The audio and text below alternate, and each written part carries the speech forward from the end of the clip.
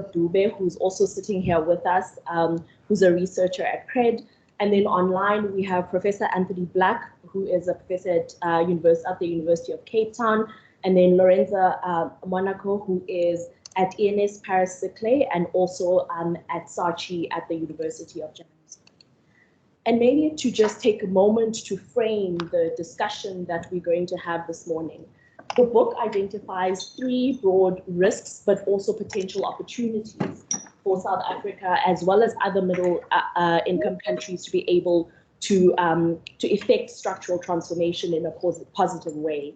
And those are digital industrialization, global value chain consolidation, and sustainability management. But it is not, we cannot assume that it is easy to be able to take up this window of opportunity. And in order to see what lessons we can learn from what's happened in the past, I think the book looks, especially the industry chapters, look in detail at what happens in the sectors that they worked on in the period 1994 to 2019, and they look at policy in great detail, as well as power and governance in the various value chains that they look at. And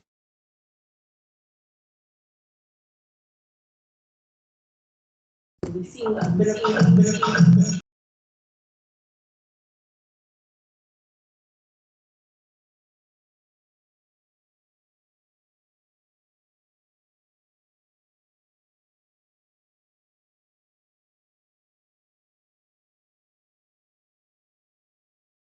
evolution, or is it a stepwise change from what we've seen before?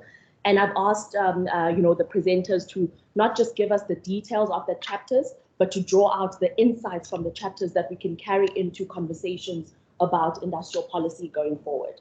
So without further ado, I'm going to hand over to Professor Simon Roberts, who is going to give a presentation about metals, machinery, and equipment.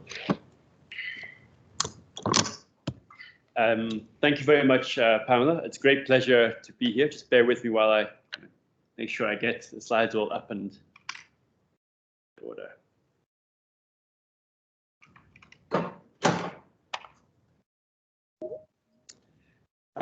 Okay, yes, as I said, it's a great pleasure to be here, both here in this event and also actually here in person, in my case, in Johannesburg, at the University of Johannesburg. It's also a great pleasure because I'm presenting on collaborative work. It's based on one of the chapters of the book, but this is also, the chapter itself is based on quite a lot of collaborative work over a number of years and work which is ongoing in this regard. And we can talk more about that perhaps in the discussion. So in the book, we focus on a number of industries as a kind of empirical meat for the analysis. And we decided to kick off with metals, machinery, and mining equipment because, in a sense, we think this is a litmus test for structural transformation, and especially in the South African case, because the legacy of the industrial development path under the apartheid state was of a very strong upstream basic metals industries, steel and aluminium primarily. It also had very important strengths in terms of mining machinery, world-class capabilities in terms of mining machinery. So if you looked at the picture of industrial structure in 1994, you'd see these things coming out. And the question is then, how have we diversified from this base, built stronger linkages and built more sophisticated capabilities? And when you're looking at this, what you can see is, in actual fact, an enormous amount of, or a high degree of continuity. The map that we see in terms of the picture recently, this is data from 2018, shows the same, many of the same features that you'd have seen in the mid-1990s. And I'm starting off with this one, which shows all of the South African goods exports, because it also provides a basis for some of the other presentations, such as fresh fruit coming afterwards. So this is a picture from the Atlas of Complexity data set, which shows, maps out products in product space. And these are all the gray and colored dots. And where the dots are close to each other, that's because if countries have a propensity to be competitive descriptively, and that they have a high export share in one product, the ones next to it show what we'd expect them also to export. So you'd expect to see clusters of colors together. You'd not expect to see isolated dots. And we can see these isolated dots in the South African case in motor vehicles, the delivery vehicles, bakkies essentially. You can also see it in terms of the minerals, iron ore, platinum, coal, gold, and the size of circles obviously represents the importance of those in the South African context. And then you see the red dots, which is the upstream basic metals, aluminium, ferroalloys, and steel products. But you don't see clusters around machinery. You see a dot with mill machinery for mining, excavation machinery for mining, but not a building of capabilities around that. We do see it to some extent in fresh fruit, and that's something that's very interesting, something which came out of the work that we've been doing for the book, and I think it's a success story that we want to emphasize. But in terms of the machinery equipment, this is also a litmus test of structural transformation, because machinery is so important for building skills and technological capabilities, combining a whole set of aspects together. So, in context of fourth industrial revolution, it's really critical. How has this continuity come about? How does it play out in terms of the governance and power dynamics in the value chain and across the sectors? We can see it over time and do a kind of a periodization if we're looking just at the trade balance, the net trade balance of the main categories. And so if we're looking at this, this is the net trade balance of the main categories in terms of South Africa's exports and imports. So above the line, strong positive net exports, and you can see basic iron and steel. Strong exports, this is just in billions of dollars. Strong exports in the 1990s, even stronger in the 2000s. So you'd say, well, that's a success story. We expanded our iron and steel exports very substantially in the 2000s, and they've stayed relatively high over the period. On the other hand, you can see the machinery equipment, net importers improved slightly in the 1990s, and then you see this big deterioration in the trade balance. And you can see in terms of metal products, fabricated metal products, excluding machinery, around about balanced trade. So it's both exports and imports which balance out. And so it's really important, we think, to understand what happened in these different periods, and particularly looking back in terms of the 2000s to see where we stand now. Essentially, we had this opening up of the South African economy in the 1990s, trade liberalization and internationalization, big changes in terms of ownership and these relationships, and the acquisition of ISCOR by ArcelorMittal, in terms of stainless steel, similar patterns, and internationalization in machinery equipment, big changes. But we see in the 2000s that essentially we have this strong growth which doesn't lead through to stronger growth in terms of downstream capabilities. And effectively, the analysis that we've done is essentially making the point that you've got cheap energy and cheap iron ore and imports, and that was essentially an export subsidy. We had an export subsidy which was captured in the 2000s by the upstream, but that was not passed down in price or quality to the users of the steel products during the 2000s. So you had a hollowing out of capabilities and a sucking in of imports. At the same time, the commodities boom meant you had a strengthening of the real exchange rate. So the real exchange rate declined, as you'd expect with liberalization. This is appropriate. But then you see this strengthening with the commodities boom, and that led to a sucking, or was part of a sucking in of machinery and equipment imports. And the answer to the strength of the upstream interests, which is intrinsic in basic iron and steel, it's going to be very concentrated, was really through this competition lawfare that happened in the competition cases, but not, we think, the complementary actions that were required. The state has lots of levers in terms of deals with upstream firms. There was a big steel bargain when Mittal took over ISCOR, and it was ArcelorMittal, which said there were these expectations for developmental pricing, and there was a reinvestment in ISCOR, but you didn't see better quality and better pricing flowing through. So there wasn't a pass on of that competitive advantage. And that then set up the period in the last decade when there was a move towards straight procurement and the state capture, but it came on the back of these already weak capabilities in terms of machinery and equipment. So we're really in a place where we need to say it's time to rebuild, and also had an implication in terms of the iron ore advantage, which we could come back to. So this is my last slide, just in terms of where do we stand now in terms of what would be a coalition for transformative industrialization and a policy agenda. Because this is absolutely essential. It's absolutely essential that we build these capabilities in the machinery products, and diversified intermediate metal products. Why? These combine materials science. So you've got to think about all the alloys that are the material science that go into making these products, making them lighter and stronger. Very knowledge intensive. design, because you've got to have the design capabilities to be able to be responsive to all the different needs of downstream customers, and the skills to go with this. So this package of measures has got to be in place. We've still got these islands of capabilities in mining machinery. They're still there. In fact, they've grown in niches, but it hasn't been broad-based. The cover of the book shows a mill manufactured by a company in South Africa who we've interviewed, and I've personally interviewed over the past 3 decades, which has continued to be able to build its capabilities, Multitech. And it has exported around the world, and it's linked up the mills around the world in terms of digital data. It's monitoring the performance of mills in the DRC, in South America, etc., and it's able to track the wear parts. So we can do this. The question is how to build this outwards. At the same, so we have to have a kind of treat it as a root industry. And the thing I didn't mention, I think took for granted, is all the employment creation potential is in machinery equipment and in metal products.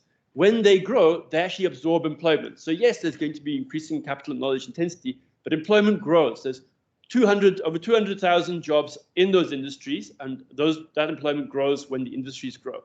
Upstream, there's been shedding of labor, and we need to consolidate the basic steel industry. It's not that it shouldn't be sustained, but that's not where the employment is happening. That's not where the learning is happening. So we need to sustain basic steel industry upstream in terms of world price volatility and the challenges for a green transition. But the real focus needs to be kind of upside down. It needs to be focused on those downstream industries. I won't go into the Green New Deal challenges. I think we'll come back to them in the discussion. But clearly, this is also an opportunity in terms of the finance that's available to make this. We've got to grab this opportunity in terms of the Green New Deal. The master plan. Let me just finish off.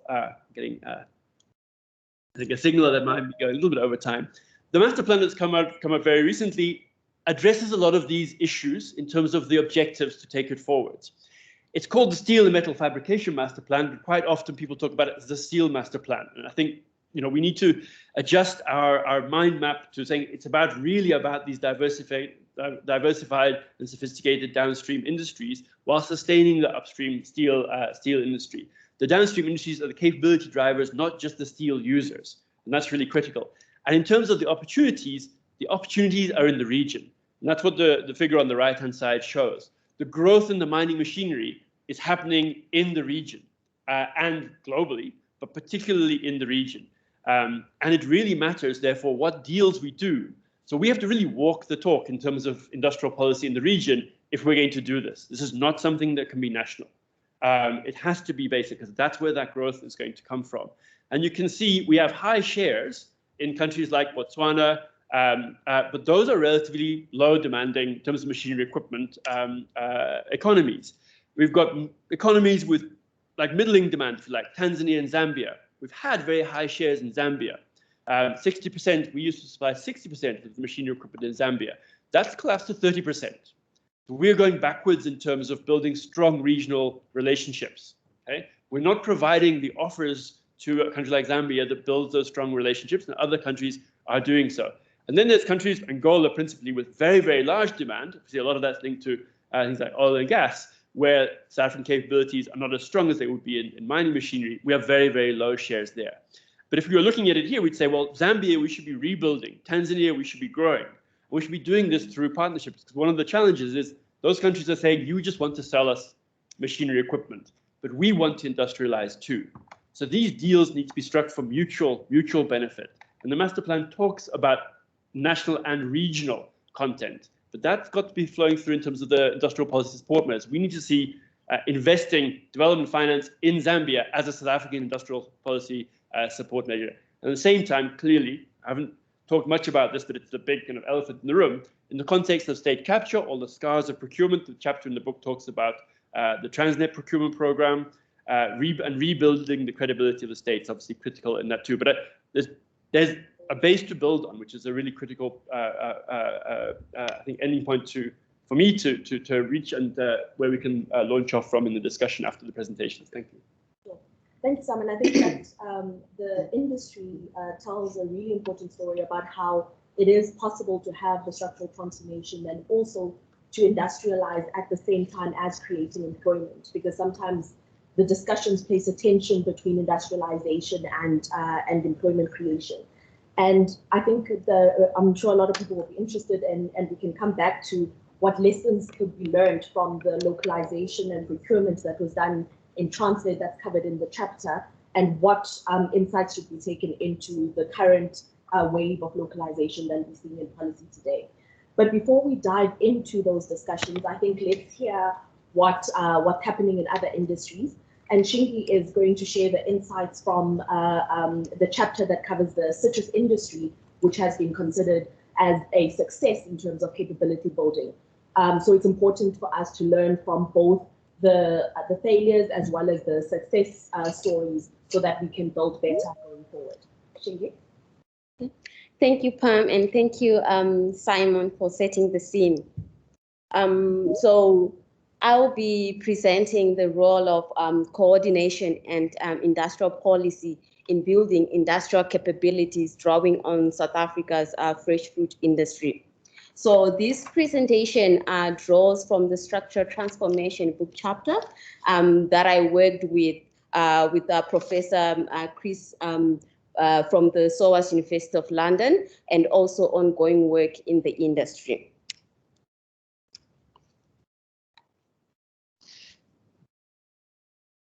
So South Africa's fruit industry is characterized by strong export-led growth, which has been built on linkages, investments, and technological developments. This has enabled the industry to shift to higher value production of fresh fruit for access to export markets in developed countries. This growth in exports has also provided the basis for job creation, with the industry currently employing just over 240,000 jobs, which translates to 25% of total employment in agriculture. So when we talk about the production of fresh fruits for exports, it is a knowledge-intensive industrial process, which entails the use of improved varieties, high-quality, disease-free fruit, improving product shelf life, and perfecting ripeness at the point of consumption. So the strong export growth that we see in South Africa's fruit industry exemplifies the process of what we call the industrialization of freshness, and it has managed to build the capabilities to actually realize export market or opportunities. But when we look closer at the growth in fruit, we see that much of the industry growth is being driven by citrus. So citrus, when you look at the blue bottom bars, actually has grown to account for 50% of total industry exports, and also it contributes 50% of the total employment in the fruit industry. Internationally, South Africa is the second largest exporter of citrus, accounting for roughly 10% of global exports. So the citrus industry has performed very well, not only relative to other fruit industries, but also to other sectors in South Africa. So this then raises the important question regarding what are the institutional arrangements and the coalition of interest that have led to the outcomes that we see in terms of citrus export success story. And what has been key to the industry's growth is the coordination through the industry body, the Citrus Growers Association, which has managed to represent growers' interests and also ensured that they have collective grower power. The CGA has managed to leverage resources through a compulsory levy on growers' exports. Which it has used to actually invest in shared services and capabilities. So what the citrus industry has done, it has set up these different companies that engage in grower development activities, including research and development, transformation, and supply of key inputs. So these companies are either not-for-profit companies that supply services and products for grower support, or there are commercial companies that actually sell products and services at prices that may be lower than rivals to ensure returns that are then reinvested back into the industry. So in terms of accountability, the industry has this 4-year cycle of approval of these export levies. And this cycle ensures that the CGA is held accountable both to growers and to government in terms of using those resources in ways that most benefit the industry and the growers. Last but not least, the CGA has managed to work very closely with government in terms of ensuring industry support. This is particularly in terms of the approval of export levies, trade negotiations for market access, and logistics and ports for exports. So while fruit production shows evidence of dynamism in the export side, there are challenges that are limiting the overall industry growth and competitiveness. And this largely relates to the need to expand into new export markets to sustain growth in production. At a policy level, the challenges of limited inclusion and participation of Black growers in production and export systems raises political and social sustainability issues. And also the infrastructural challenges relating to inadequate maintenance and underinvestment in infrastructure imposes additional costs on producers. So what these and other challenges highlight is that the scope and shape of structural transformation in fruit and broader agricultural production is shaped by complex factors. And in order to actually achieve agrostructural change, it then requires the building of patient long-term development finance before we can actually realize the benefits and the returns. And this particularly relates to the issues of research and technological developments, which are quite critical in terms of unlocking market access and also mitigating the climate change impacts.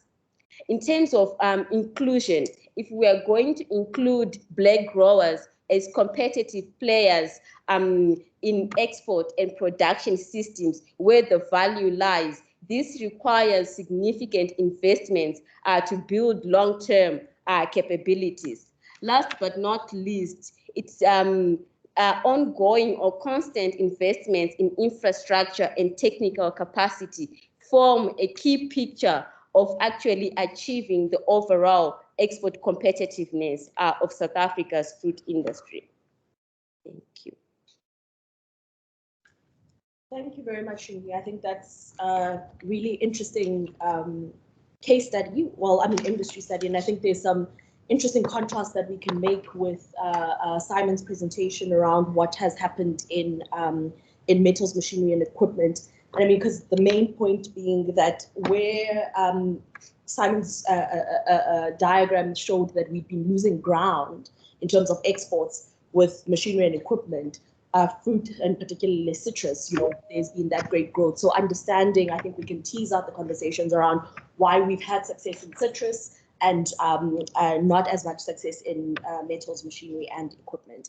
But I think before we go to that discussions, we're going to move to our panelist who's online, Professor Anthony Black, who is going to give us a presentation on the auto sector.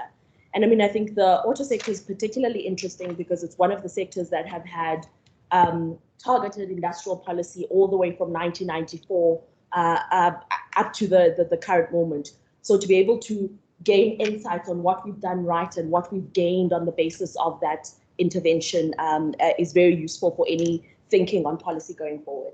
Anthony? Right, thanks very much, Pam. I'm sorry I can't be in Johannesburg today, and so hi to everyone in person and online. Yeah, I'm going to talk, this work draws on the chapter on the auto sector, which was done together with Justin Barnes and Lorenza Monaco. I'm going to talk about the supply chain in particular. And obviously that's very important, the auto sector, because it involves a huge range of industrial policy or industrial processes, metals, electronics, rubber, plastics, etc. So just to give a brief history on auto policy, because really this is a sector which has been very much driven by industrial policy and trade policy. So pre-95, you had a long history of protection, high local content requirements. The industry was high cost, was very inefficient, and exports were minimal. Then from 95, you had the introduction of the Motor Industry Development Program with gradual liberalization. In fact, in the early stages, quite rapid liberalization, actually, and also an important industrial policy measure was import-export complementation. So the idea here was to encourage specialization in the industry. For example, BMW could focus on the 3 Series and then export and import the other requirements. Previously, they'd had tiny volumes of 5 Series or 7 Series also being produced at their plant. So as a result of this, you had a huge expansion in exports, both of vehicles and components. And imports also increased quite rapidly, both of vehicles especially, but also components. 2013, that program, the MIDP, was included export subsidies. So in terms of WTO rules, it came under increasing pressure. And from 2013, the APDP was introduced, which was based more on production incentive type of support. I won't go into the detail. And then from 2019, the introduction of the Auto Master Plan, and this year the actual policy changes started coming into effect, a little bit delayed due to COVID. That started happening from mid-year.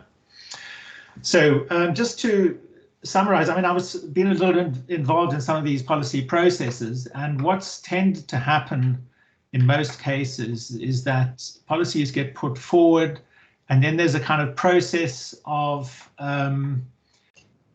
pushback, particularly by the multinational vehicle producers, by the assemblers, and the policy gets modified to the benefit of the assemblers and, in fact, to the disadvantage of component suppliers. And I'm going to talk a little bit about that in a minute. So what the policy tried to do, you see in this diagram here, was to shift from what's called completely knocked down assembly, CKD assembly, which is basically small scale production of imported or mainly imported CKD packs, and then to move through a transition stage towards full manufacturing, which is a modern kind of up-to-date plant, as you will find in modern automotive producing countries all over the world.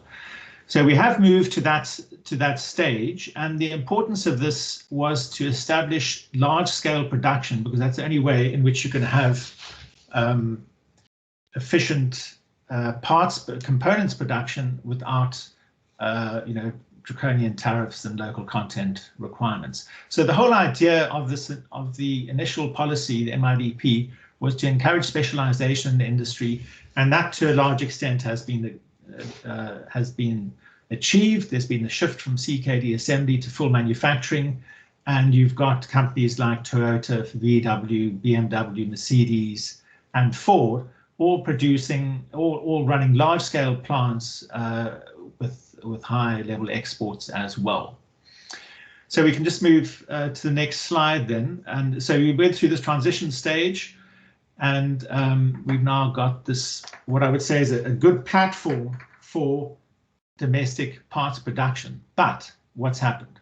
This is the situation in local content level from 1996 to 2018, and what you see is a kind of quite a volatile situation. It's also affected by the exchange rate, but then a decline roughly, from 2011 or 2010 onwards, and then a small kick up more recently.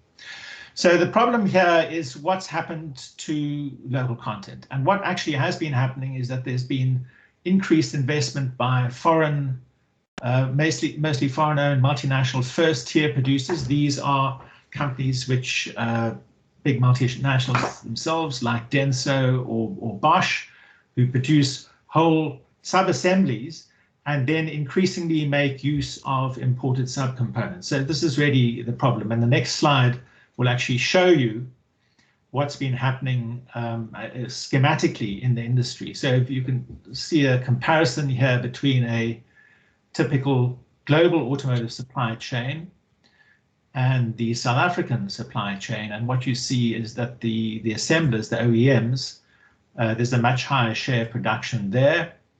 The tier 1 is quite high in South Africa, but the tier 2 and 3, which are the smaller, mostly smaller firms in many countries, they would tend to be locally owned.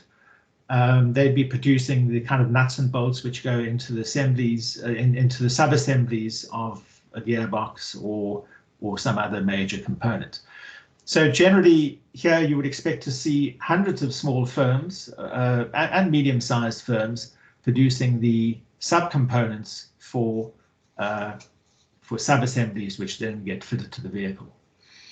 So this is a major problem, has been the, and I think this diagram is to some extent sort of exaggerating the position, but the clear point here is that there has been to some degree, a hollowing out of the second and third tier, at the same time that you've seen big investments in assembly and also in the first tier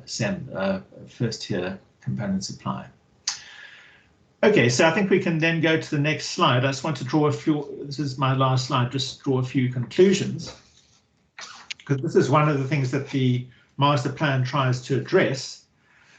And I think you'll see that there's some quite ambitious targets there. The objective is 1% of global vehicle production, 60% local content, 100% employment growth. That's based on the sort of simple modeling we did, which would involve both an increase in vehicle production plus significantly higher local content, and then building the productivity increase would give you a very big increase in employment. Of course, that's looking really, it's gone out the window with COVID, etc. It was a very tough, very ambitious objective anyway. But I think the point I need to make here, if you look at the various pillars, local market optimization, regional market development, localization, etc., I think that's where we've also got huge weaknesses. I mean, local market optimization, well, that might involve some improved or reduced taxation on the domestic market. But clearly the main problem is that the domestic market is simply not growing. And that's been the case for a long period. So that makes the industry or South Africa unattractive as an investment destination. Regional market development, well, that depends what's happened in the region. We have a huge trade surplus with our neighbors and with Africa as a whole in the auto sector. Localization, well, I mean, we've seen the decline in local content. The objective is to increase that from around 40% up to 60%. But that's going to be very difficult in the current investment environment. And infrastructure, well, I think we're very aware of the massive challenges. We've just had an election, local government election, and what was highlighted there was service delivery. But I think the same problems are manifested in terms of the state of infrastructure facing firms and the general investment environment. Industry transformation. Well, the objective there is to increase black ownership in the second and third tier to 25%, which sounds like quite a modest target, but it's that would be a very significant increase.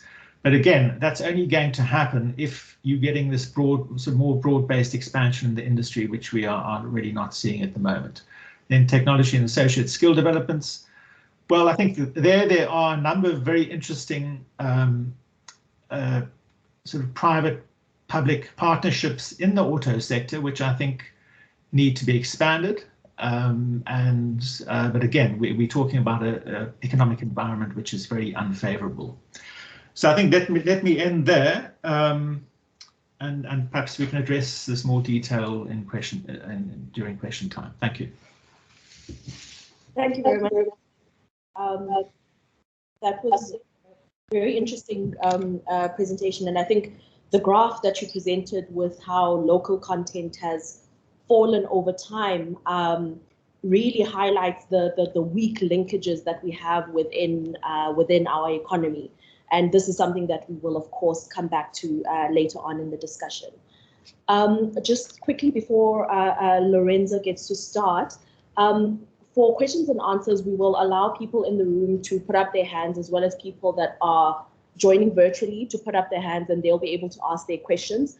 But if you would rather not ask your question yourself and you'd rather type it into the chat, that is also perfectly fine, and I will be able to read out your question to the panelists during that discussion.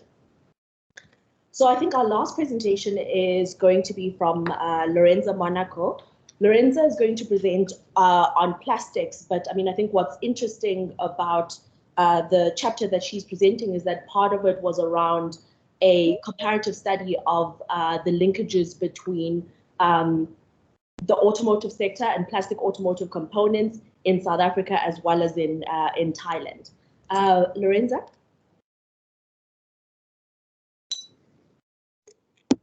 Yes, I'm here.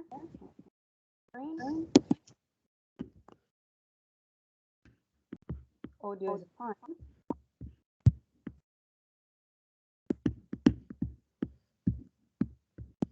Okay, I will start. So good morning, everyone. Thank you very much for being here. I'm honored to participate in this important event. I would have actually preferred to be in the room with you, but it's fine.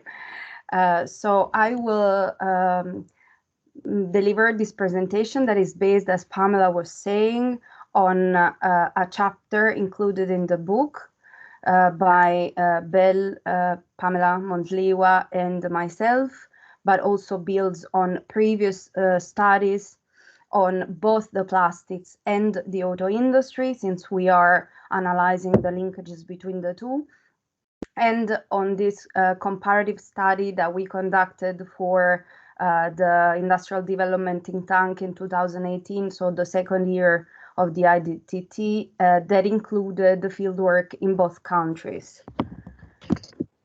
So to explain, I mean, the plastic sector is a broad industry.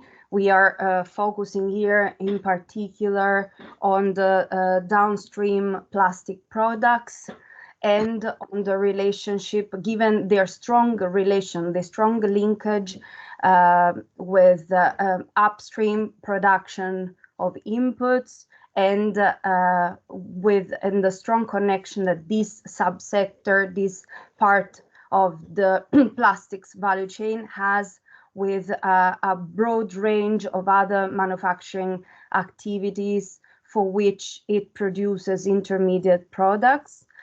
So there was an interest in focusing on this part of the value chain, the part that you see highlighted there, exactly for the potential to develop further linkages and to also to generate economies of scale employment if adequately supported.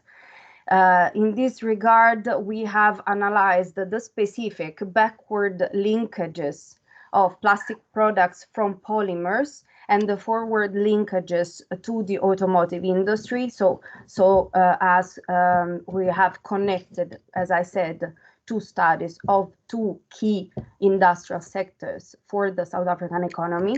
And we have tried to answer two main questions. Why in the downstream plastic products sector there's been low diversification, and why from sectors like the automotive or in the same way like medical equipment or sectors that could trigger the production of more complex plastic products, why there hasn't been a sufficient demand pool. So this analysis here considers the role of policies, of lead firm strategies, and of governance factors that overall affect the accumulation of productive capabilities and the formation of linkages between sectors. In brief, our findings, so the meat of our analysis shows that in the upstream polymer industry, Sasol's market power and pricing strategies did not favor the development of productive capabilities in the downstream plastic products. Unfortunately, smaller producers of intermediate plastic products were trapped into a vicious circle of low margins, difficulty to invest in updated technologies and R&D, and limited competitiveness. Overall, this is a sector that has experienced relative growth in the period, considering the whole period that we analyzed. This sector grew in the phase from 94 to 2002, but afterwards experienced a decline in terms of output, value added, and investment. So the performance after 2002 has not been satisfactory. Downstream, what we have analyzed is that the diversification into more complex products, and in this case, towards the automotive sector, remains insufficient. Unfortunately, the sub-segment that is dominating is the lower value-added and less tradable packaging segment. That, as we will see, also raises issues towards the sustainability of the whole sector facing environmental challenges. And here we come with the comparison with Thailand that showed us and that gave us some lessons to learn from. Unfortunately, unlike Thailand, South Africa did not sufficiently diversify and develop the downstream part of the value chain because it could not leverage on strong vertical and horizontal collaborations in the industry. So vertical in between lead firms and smaller producers, neither on the strong formation of clusters like Thailand did. There has been an attempt in 2016 led in South Africa, led by the DTIC, but that was halted because of lack of funding. South Africa could not build on the presence of a developed regional market to increase economies of scale and therefore also trigger like accumulation of capabilities, was unfortunately penalized by a lack of good policy and institutional coordination, and did not enjoy an effective state multinational bargaining as it happened in Thailand. I'm happy to explain more on the comparison, but not maybe in the debate. Overall, the value chain that we analyze is highly concentrated in the upstream manufacture of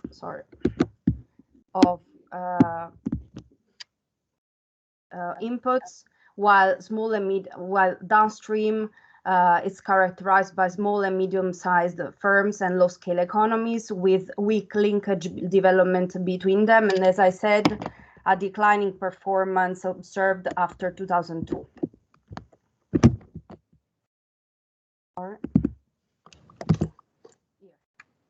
So for what concerns governance and power dynamics that affected the lack of diversification and supply chain development in the upstream, what played a big role was not only the direction taken by incentives provided by the government, by the South African state, that were biased towards the upstream and mostly favored the lead firm, and poorly enforced the conditionalities so that the market power and the monopoly position enjoyed by Sasol remained unchallenged. And that also created a low bargaining power of the downstream firms. In the plastics and the connected auto industry, what we observed, so in both cases, there was an uneven power balance between lead firms and state institutions that affected policy design, not favoring. This is the issue that Anthony was raising with reference to the auto industry. That the lobbying power of lead firms did not facilitate the diversification, the localization downstream, and the supply chain development towards local firms. And the policies in particular determined an increasing import penetration in both industries that worked against further localization. I won't repeat here, but what played a big role in this concentration of power in the industry was, above all, and this we analyze in more detail, the input pricing strategy taken by Sasol. And in terms of integration, there was a lack in South Africa of horizontal integration that could have developed, could have attracted and developed a series of learning processes and accumulation of capabilities. I will conclude. For what concerns what this means in terms of policy implications and points that can be discussed in the debate, for sure, a needed intervention is, and my colleague is expert of regulation and competition strategies, policies, will say more about this, but there is of course a continuing problem in terms of regulatory mechanisms and conditionalities imposed on the lead firms that that have not helped the needed countering of concentration of market power and have not favored diversification. The process to build the productive capabilities and linkages needs action in different directions. Here, the Thai case was instructive, was very useful. We saw how a combination of vertical and horizontal integration favored capability accumulation. There is the need to continue working towards the formation of regional markets, and there is a need to build more effective bargaining dynamics between state and lead firms. Needed policy coordination, not only in terms of different actors involved in the industry, but also the attempt to coordinate policies affecting different sectors. And we can talk of how, for example, policies targeting the auto industry in South Africa negatively affected the plastic downstream segment. And finally, I bet there will be a discussion, as Simon was saying, on green strategies. There is the need to acknowledge that environmental challenges inevitably will put the plastic sector at risk. So this makes the needed diversification away from low value-added packaging products towards more complex plastic products for industrial use, like those employed by the automotive industry, more and more necessary and urgent. I will stop here. I hope we will continue the discussion in a moment. Thank you very much. Thank you very much. I think it's quite useful to see that there are countries that have been able to build linkages, and of course that provides important insights or lessons that South Africa can use in industrial policy and incentives going forward. I mean, I think all these four presentations have been very interesting, and there's some similarities and differences with the experiences that that have come from the industries. I mean, what's kind of clear is that the way that Lorenza speaks about the role of Sasol and how Simon spoke about the role of Mittal or the steel producer, there you had two state-owned companies that were later privatized. One was internationalized in the steel industry. Well, they were both internationalized, but in different ways. One through foreign ownership, and one just by listing, I think, in the New York Stock Exchange. And there we have not seen strong linkages towards the downstream industries where we actually need strong capabilities so that we can have sustained growth. Shingie spoke about the citrus industry where there's actually been a lot of growth. And I think there was a lot of emphasis on the role of the Citrus Growers Association in building those capabilities. So that's something important that we need to come back to. And Anthony spoke about an industry that has, linked to a global value chain, but we have not quite seen strong linkages into the economy, and with limited capability building outside of the core activities, which are really around assembly, which isn't necessarily the most technology intensive aspect of that value chain. I think all of these presentations together raise some really interesting questions about what does it take then to build linkages so that we can have more inclusive industrial development. There are lots of interesting questions that I have. I'll ask only a few, and then I think I'll take questions from the floor, and there are already a number of questions that are in the chat.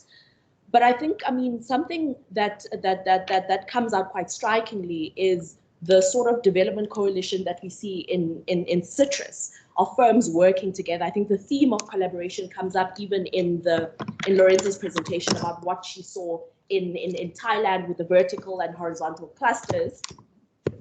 And here, I think Simon presented in machinery and equipment, an industry that has the potential, has pockets of capabilities, but we haven't quite been able to take it one level up such that we can see similar or the same type of growth in citrus.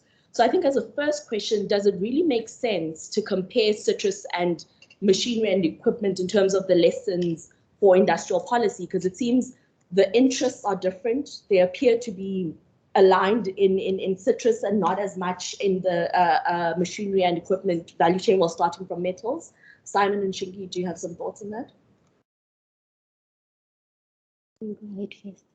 I'm gonna go first. You can go first. Okay, let me go first.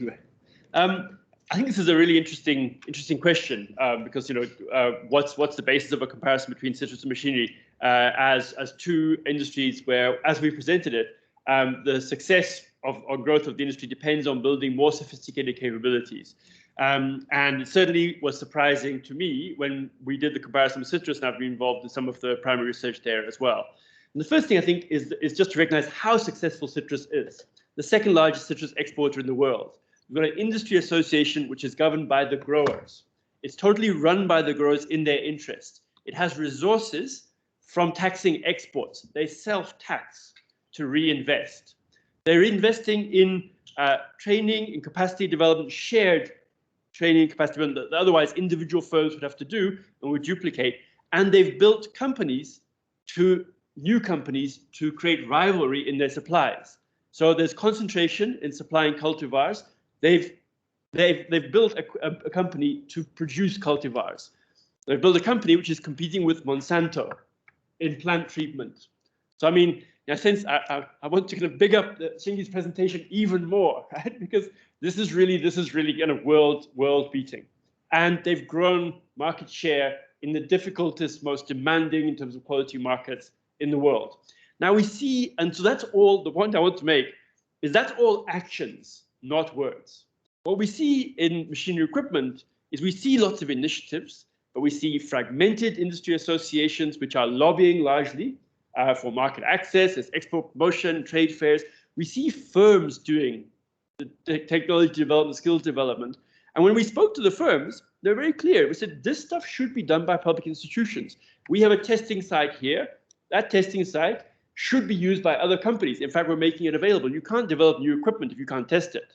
If we're all individually developing our own testing facilities, it's unnecessary duplication. This should be in universities and science councils, etc. Their actions are they have to do it themselves.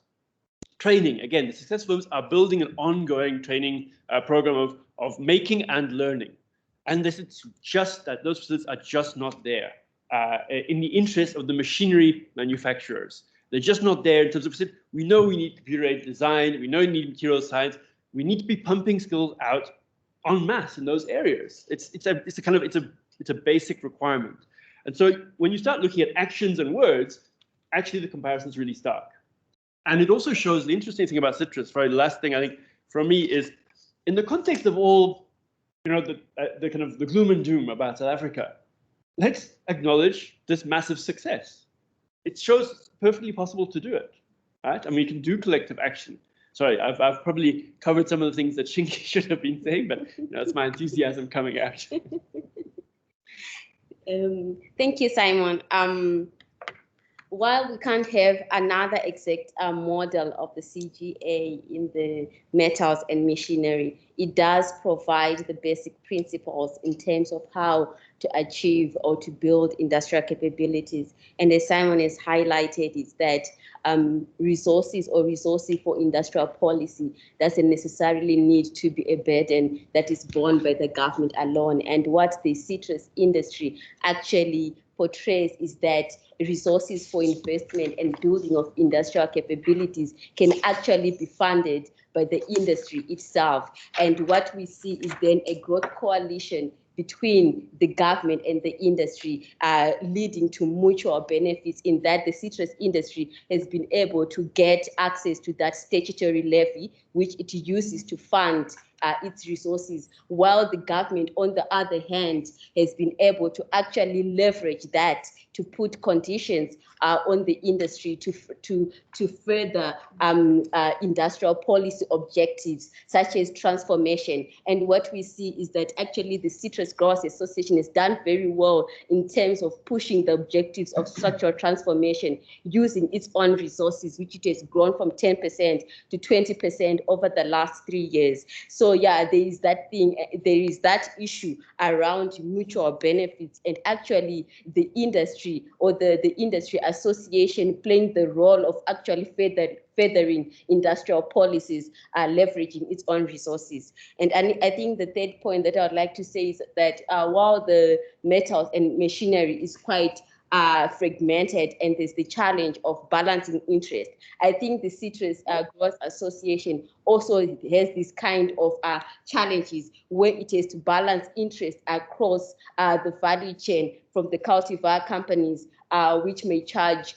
large prices or actually exclude growers from access to cultivars, to the marketing companies. Although it simply represents the growers, it has managed to actually then build its own companies to ensure rivalry to these other companies along the value chain. And also, I think the Citrus Growers Association brings a very important lesson about balancing or being inclusive, building a broad coalition through building those inclusive structures to actually support the inclusion of Black growers, which can be replicated in any other industry to ensure sustainable growth of the industry. Thanks, Simon and Shingie. I think you both make very important points, and I mean, quite some thinking could even go around. There's already a skills levy. What lessons, in what way are we seeing the training and development that's happening within that industry that could be leveraged, for instance, using the skills levy that's already collected in many other industries? Lorenza, I just wanted to ask, I mean, in terms of the comparative analysis with Thailand, was there an important role of associations in bringing, firms at the plastic automotive component level together? Did you see something similar there?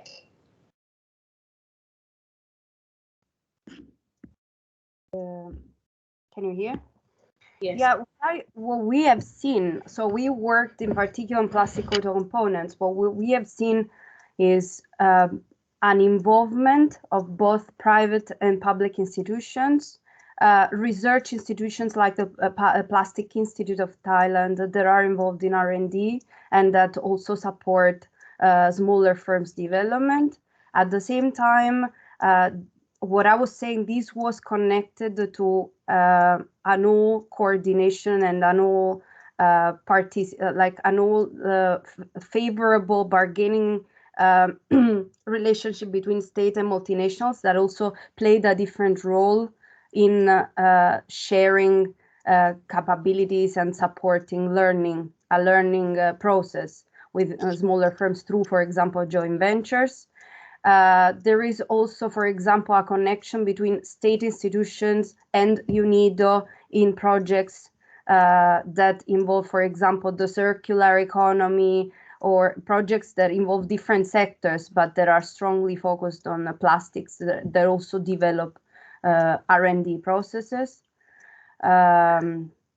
What else? Of course, another factor that is connected is the strong support to clustering initiatives. that has favored learning processes. So horizontal integration is all connected to an old building block that can be considered as a development coalition, but still coordination and institutions that work together towards certain targeted sectors. I don't know if this answers in full, but I'm happy to continue if you have other questions after.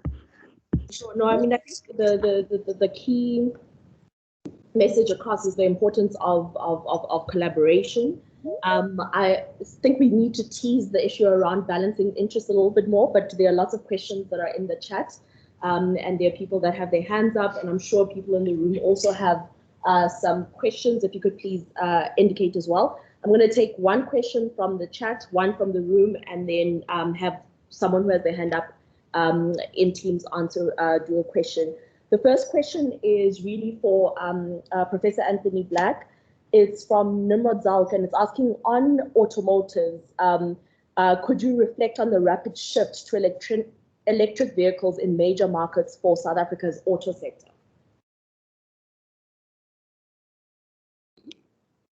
Anthony? Thanks, Nimrod. Well, I think that's very critical because especially Europe is a very big market, export market for South African vehicle producers. And the rapid change in Europe in this transition to EVs, especially in Europe, is creating quite a problem for us, but also an opportunity. So I think we need to move very rapidly in this transition, and there is policy work being done by DTIC and TIPS and others on this right at the moment.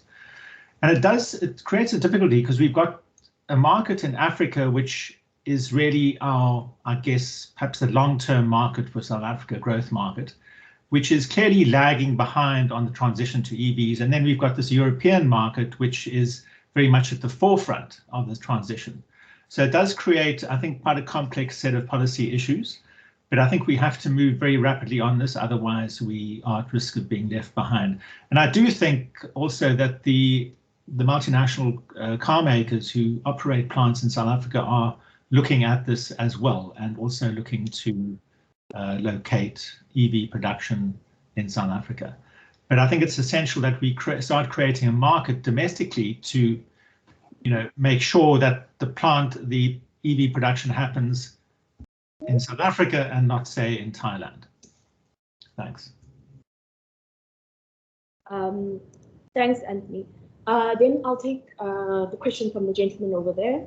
Yeah, thank you very much. Introduce yourself first and then ask. Yeah, my name is Roberto Cekuti. I'm from the European Union here in South Africa, and I appreciate very much actually this kind of debate. We were missing this thorough debate about issues that are very important for South Africa in these days, specifically after the pandemic hit. And industrialization is a key driver, of course, in the economic recovery. My question actually relates to the role of economy of scales and regional markets. I think what came out quite clearly from the presentation of Simon and the other two speakers was how much economy of scale drive industrialization effort. And Simon, you made it very clearly that machinery equipment, if you don't sell to Tanzania and to Zambia, well, a domestic market might not be sufficient. And how important is that to integrate into this regional market? And when you mentioned citrus, you clearly said how much exports, specifically Europe is the biggest export destination of South Africa. So the export markets is driving the citrus industry in South Africa. And Lorenza, you made very clear also the success in Thailand is due to ASEAN. You have ASEAN there that is helping driving all this. So Sadek has an industrialization policy in place, but how much South Africa should be then a major player in this regional industrialization policy? What is missing in order to do that? And also how much the dynamic between localization, which is certainly important, but also the interest of other countries in the region can be taken into account. Because as you said, Simon, you cannot simply take Tanzania and regional countries as an export destination.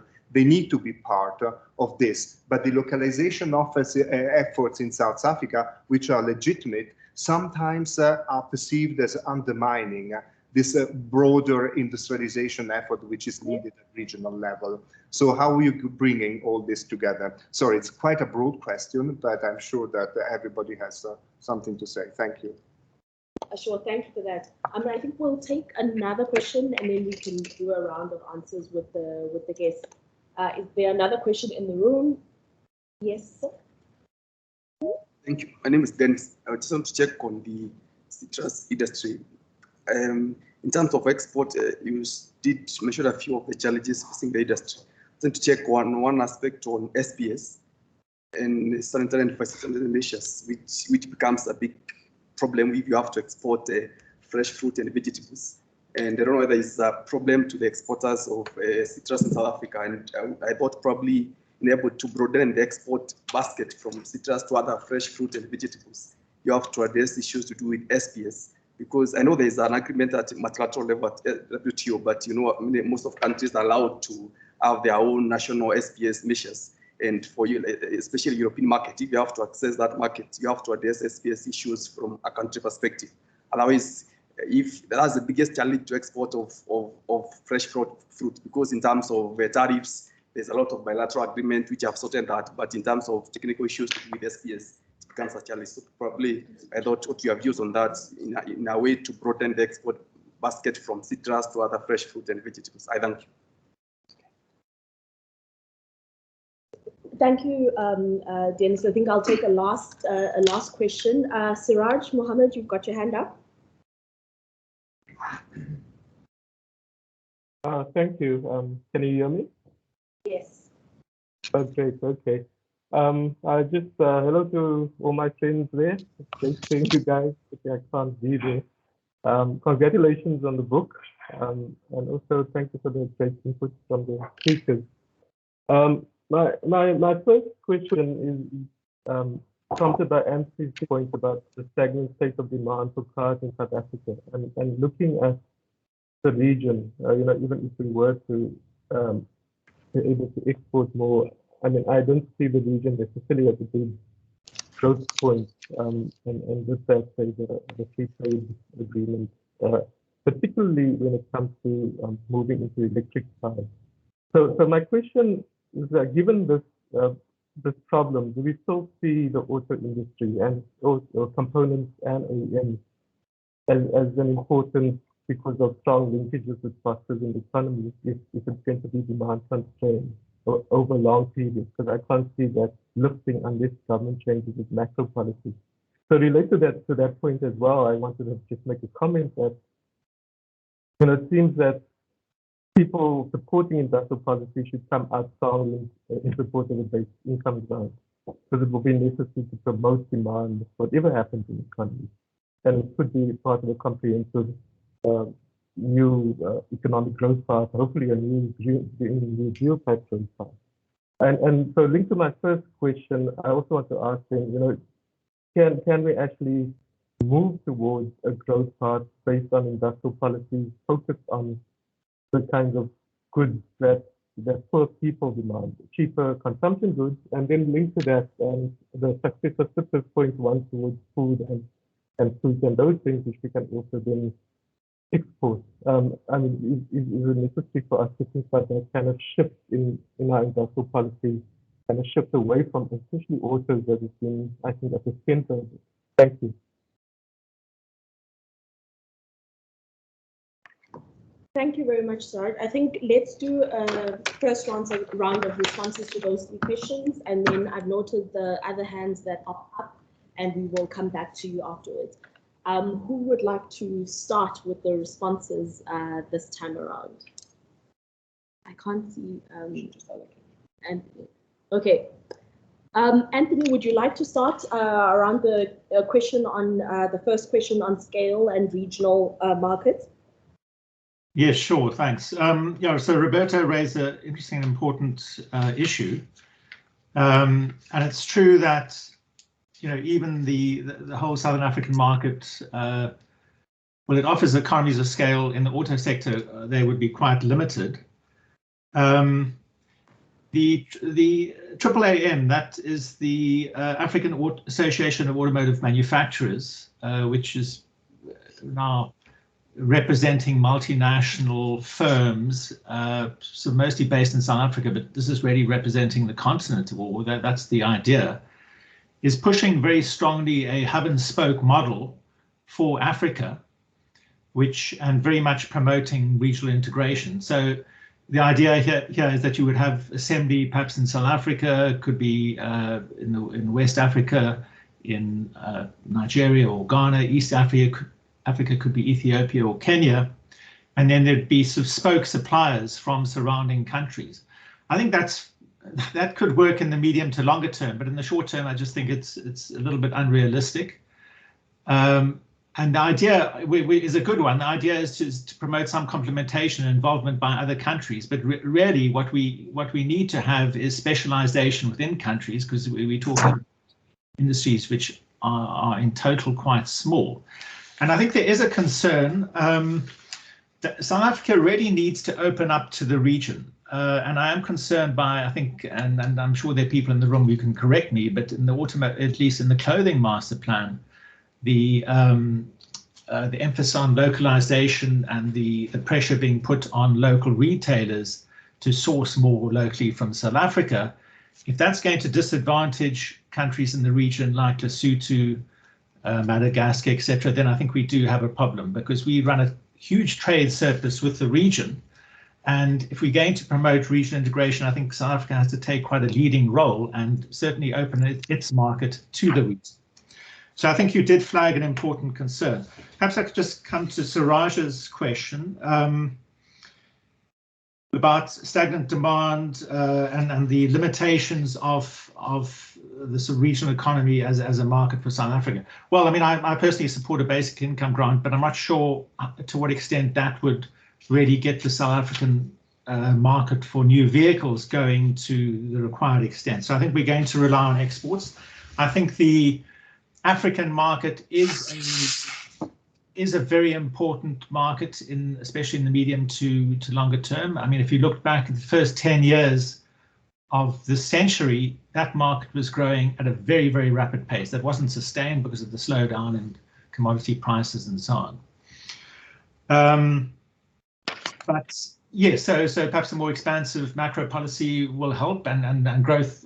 I mean, we clearly need much more rapid growth in South Africa and in the region to make this an attractive destination for much larger scale investment. I'm not sure if I've really fully answered that, but my response on the regional market would be it's important, but we're going to continue to rely on global markets outside of Africa as well. Thanks. Thanks, Anthony. Simon, Shingie, do you have some views on the regional question? I think it was a broad one. Okay. I'll go first. So in terms of regional value chains and fruit or citrus, there are limited opportunities when it comes to the role of trade in this industry, given the poor transport and logistics between countries within the region. And secondly, we are all in this southern hemisphere, so we tend to produce the same fruits at the same time, so there's not much opportunities for trade. If you look at South Africa's, like for example, citrus exports to the region, they account for less than 2%, whilst the majority is going to the EU. But there are opportunities actually for the region to come together. For example, the CGA also operates in Eswatini, it operates in Botswana, it operates in Zimbabwe, whereby all these farmers actually bring their citrus to South Africa and they export as South Africa. So this creates the opportunity for the region actually to have these huge economies of scale, but it also depends on the industry or the region to actually unlock those markets in developed countries. So yeah, that would be my point on that. Thanks. Just to follow up, so I mean, and pick up on Roberto's question first of all. This is one of the regional industrial policies, one of the gaps that we've identified. And we talk about traps and gaps in the concluding chapter of the book, and we'll come back to this in the other sessions. There's the session at the end, particularly around digitalization. We'll come back to a lot of the issues about institutional challenges. But in terms of looking at building economies of scale, but also cluster economies. So you need to, we're talking about economies within ecosystems. This is really critical. We can't envisage a situation where each country is going to develop an institution around a set of skills. This makes no sense. And yet again, here we see the Citrus Growers Association is doing this across the whole region with a fight clean system to digitalize the whole supply chain, and that including not just Saku, but also Zimbabwe. They're achieving these network economies, and they're growing, they're growing the industry equally in Zimbabwe as in South Africa. But we don't see anything like that happening in machinery and equipment. It's not that the industry doesn't want it to happen. I think the industry is saying we need to operate across, because the copper belt in Zambia and the DRC is probably the biggest opportunity. And in fact, when we were doing some of the early work, one of the things we should be thinking about is creating a hub in the copper belt, linking the universities, linking the technology institutions from South Africa, Zambia. And, there are very strong relationships at the personal level. A lot of people have actually, studied in each country, and that should be really top of the list. Top of the list of a South African industrial policy, and a Sadek industrial policy shouldn't be the document for the whole of Sadek, but a really concrete initiative which can be pursued through a bilateral agreement. So I think the problem with the Sadek industrial policy, and I think this is where we have to be really honest, is that it's a policy on paper. It's a policy about the whole of Sadek moving together. There are lots of trade barriers, lots of obstacles. There's no action on the ground whatsoever. If you look at kind of intra-regional trade, two-way trade, South Africa wants to export to the region. It's not happening. It's not building these ecosystems, and it's essentially not what you would want to see as an industrial policy. And I think the bilateral initiatives at the institutional level perhaps is the way to go. So supporting these bilateral initiatives, learning from them concretely, moving forwards. So build that initiative between South Africa and Zambia, for example. Think about what you can learn to build that initiative with Tanzania, which supports both places. It's a mutual initiative, not South Africa saying, we'll give you a bit of funding if you buy all the stuff from us. I mean, that's not going to fly. And just to reflect on the supermarkets, a point that Anthony made, supermarkets control the routes to market, and the same supermarket chains are across the region. What we want is regional sourcing of those supermarkets. We need regional supplier development programs, and we need a common groceries code of conduct. Namibia has a groceries code of conduct. Zambia has rules around that. We're looking at this. It's all happening piecemeal, but it would make sense to have common groceries code of conduct. This is the support that supermarkets in the region should be providing to local suppliers. Local meaning regional, and that would be good for all of us. Well, thank you, Simon. I think the last point about, instead of local being limited, localization strategies and plans being limited to a particular country, we could start engaging on regional localization initiatives and interventions. And it doesn't necessarily have to cover, the whole region at the same time, as Simon was saying, engaging at a bilateral level. Lorenza, would you like to comment? Yeah, a couple of comments. First, I agree with Simon that the issue of economies of scale needs to be addressed, again, both through creation of regional value chains and through clustering initiatives. And in this sense, I think even South Africa has some good examples that I'm speaking here on behalf of the auto sector more than on plastics. But for example, there are lessons to be learned from the Durban auto cluster experience that can be extended to other sectors, and the attempt to build a cluster in plastics should be revived and supported again. This is one point. On the issue of regional value chains and regional markets and localization, of course, I mean, supporting localization often goes in contrast with regional collaborations. But in this case, and here we have done some other work on building auto value chains at regional level, I think there is a problem that, of course, imbalances and uneven development in the region may always come up. So a regional integration can happen, but should not be limited to trade agreements or custom unions, but should include stronger political, social policies across the board to prevent those, like the perpetuation of certain mechanisms where some countries in the region compete because of, for example, low labor cost as it happened with auto components firms just shifting across the border, so that regional integration does not mean transfer across the board, but means actual collaboration. And this should include stronger, I don't know, you seem to be frozen, okay. Stronger collaboration of all stakeholders involved, state, companies, and unions as well. In this regard, I've been working also on other things, for example, the creation of an auto charter between different sub-Saharan African countries organized by the unions. These are initiatives that should happen together to guarantee a sustainable regional integration pro-development, in my view. I'll stop here. Thanks. And then actually there was the question that was directly about SPS. Oh, yes. Yes.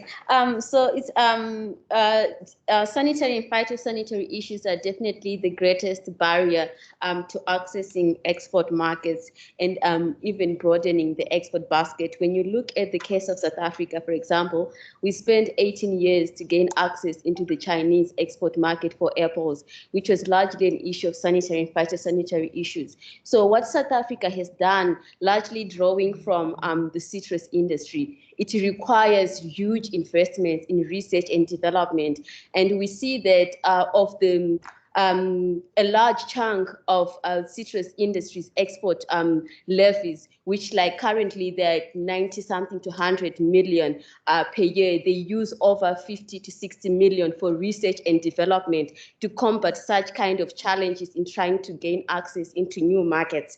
And this also depends on the capabilities of the government to then actually use that output from the research and development process that is being conducted by the industry to then prove to the importing countries that actually our fruit is free of diseases and it's a high quality fruit. So it's both an industry challenge in terms of executing the research and development activities and also a responsibility on the government to actually take up that research and use it in trade negotiations with other countries, which are government-to-government negotiations. And we have also seen that when you look at the export basket for South Africa, it's quite still dominated by citrus, grapes, and apples, which account for over 90% of the export basket, and limiting the growth of high-value fruits such as berries, which have limited market access into these European Union markets because of these same challenges of sanitary and phytosanitary challenges. And we're seeing that actually the Berries Association also engaging in industry research in order to unlock these markets and overcome these challenges of sanitary and phytosanitary standards. So basically the point is it requires a huge investments in research and development, and also the agility on the part of the government to be able to make use of those resources. Thanks very much, Shingie. I think that was a nice and comprehensive response. I think the last question that hasn't been responded to is Raj's question. Simon, would you like to start on that one? So you catch me by surprise here. I have to make my note. I mean, I think the comment that Siraj made was about the basic income grant. I think, you know, and it goes to a bigger question about what a sustainable industrial policy is. It's got to be one which has got a division of a sharing of the returns. Otherwise, it's not sustainable in a societal sense.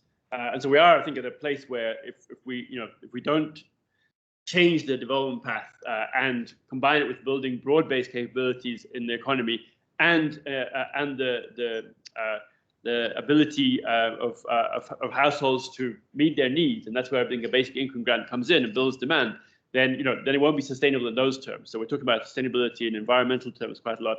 But I certainly think that an important part of the package is something along the lines of a basic income grant to build demand. So thanks very much. I think there are a few more questions, and I must also watch the time now. It's nearly time for us to close. I'm going to read a question from the chat and then take one of the hands that's virtually. Is there any other question in the room? No. Okay. Cool. So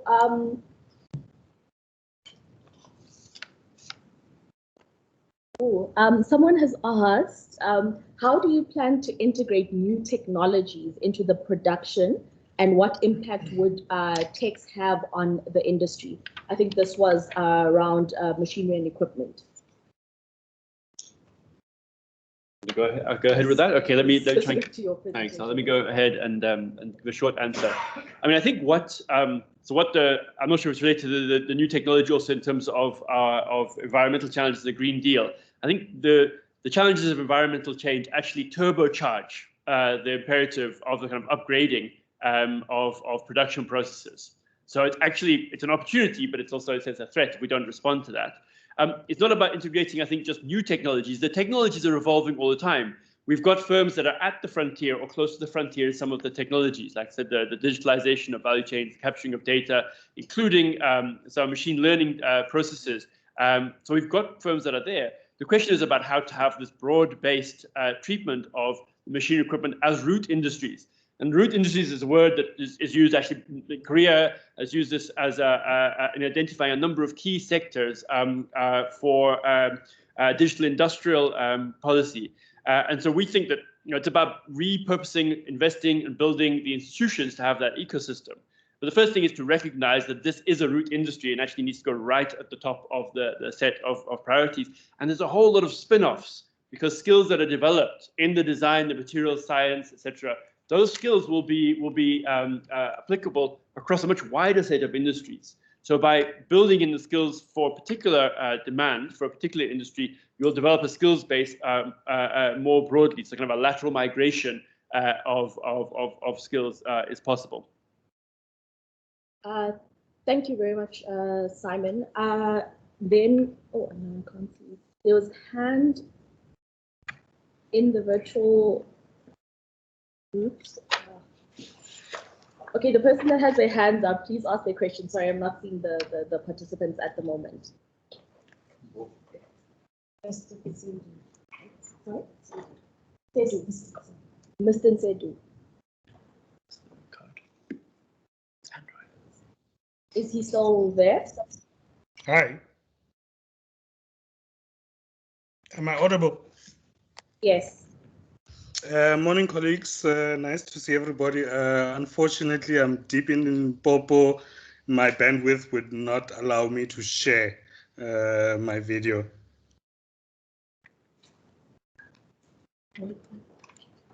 All right. Thanks. It's good to see people. I think my first comment basically goes to Dr. Vilakazi. I think your opening statement was quite nice. The sort of 2 or 3 questions that I would have liked, or I hope the book answers, and please tell us where to buy the book as well. What is the structural issue? Secondly, what is the transformational issue? And then speaking to Siraj's question and something that Simon said, is there actually a developmental compact on structural transformation in South Africa? On the actual presentations themselves, Lorenzo, yeah, I think the SASO issue, it's a hegemon, we all agree. So maybe some reflection on why the competition authorities did not act on this. There's a clear concentration issue. Why are there not sanctions? Why are they not breaking up the market? On automotives, there was some meeting I went to and I once said that actually we make cheap cars for Americans and Europeans, and I was chastised at this meeting when I said that. But quite clearly in South Africa, we're making cars that people can't afford, really, and so it's not a big surprise that the domestic market is not big. And even the regional aspects as well. The most stolen car where I am right now is a Ford Ranger, because I'm literally 2 hours away from 3 borders, to Botswana, to Zimbabwe, to Mozambique, and that's where those cars go. So that says something as well. Shingie, on the citrus and basically just the agricultural revolution or whatever, is inclusion a policy issue or a market issue? I think I heard you saying that the Industry Association is developing other growers and whatnot, but I would beg to say that the Industry Association doesn't include many black growers either, you know. So I'll tie this to the issue around the role of DFIs as well, and what is actually stopping inclusion. Then lastly, Simon, I think you made some very nice points around the Sadek industrialization roadmap.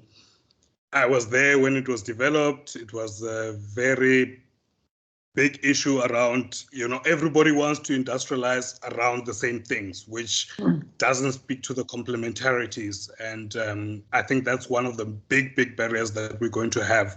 But also from a South African perspective, we need to sort of understand that we can't export everything we want. And yeah, I think how do we build these real regional value chains? And I think a broad question across the board to all the sectors is, what is the real issue around BBBE? You know, because it's not all about ownership. The issues you mentioned around investing in skills. What is so hard about empowering people with skills? What is so hard about diversifying your supply chain? What is so hard about procuring from different people? You know, these are the questions that actually speak to the inclusivity that we're trying to achieve. So, hopefully that wasn't too much, and thank you so much. Thank you for those questions. I'm afraid we've got 10 minutes left, so we won't get the responses from all the panelists on all your questions. But I want to also pose sorry, there's one more hand up, Sean Cunningham. Hi, thank you. Thank you that I can participate from far away. This is my first hybrid event where the audio really seems to be working. So just congratulations to the UJ team. I want to ask Anthony about that one graph that showed the components, the local components, and then the imported components. And I wondered if you can just speak to that a little bit. You know, is that graph going down because of the huge increase in international components coming in? You know, what happened to the local components? So that's the one question. And then just one exclamation mark that I want to say about, you know, comparing with Thailand. As a practitioner, you know, I would travel to Thailand, and the local host would organize a workshop on 2 days' notice, and you would have 350 or 400 manufacturers present at a drop of a hat. Collaboration is very different in Thailand, in Vietnam, in India. And there's a certain volume, you know, lots of people doing exactly the same thing. I wouldn't want to say like the citrus guys, but let's just say there's a lot of homogeneous manufacturers, and it's very easy then to address critical bottlenecks or issues. In South Africa, when you go from business to business, and I've done that this year in plastics and in metals and in certain automotive component factories, you find everybody's trying to carve a little niche. Everybody's trying to find a little block on the chessboard because they're serving a small market or maybe serving an advanced market. So there's, you know, to actually call 20 plastics manufacturers together in South Africa and to try something that they have in common, it's really difficult. And we end up the whole time at the lowest common denominator, which is often skills, and complaining about cheap imports. You know, so I just wanted to put that across, that when you pull people together in South Africa, manufacturers of even in automotive components or plastics, or it's very hard to actually come to the real issues that are holding these businesses back. But I want to connect with one point that Simon then also said. Many of these companies are internalizing costs where they don't trust the public institutions anymore. Skills development is one, testing is another, and maybe just one comment also on the concentration in the supply chain. Many of the leading plastic companies are leading because they don't buy from Sasol because they buy from other specialized suppliers. So I also just want to put that across there. There are companies that have managed to diversify their supply probably at huge expense, but they look different from many of the companies that are dependent on the two dominant input supplies. Thank you very much. Thanks very much for those, Sean. I think then the last question is from Georgina Ryan, and she's asking what institutional support is required for capabilities improvement in machinery and equipment. Is MinTech not sufficient? There were quite a few questions and we have limited time left. So I think I'm going to go through all the panelists and you can pick, you don't have to answer each and every single question because we have limited time. You have about 2 minutes to respond to those questions that you can. And then I think we can start wrapping up the session. Let's start with Lorenza this time.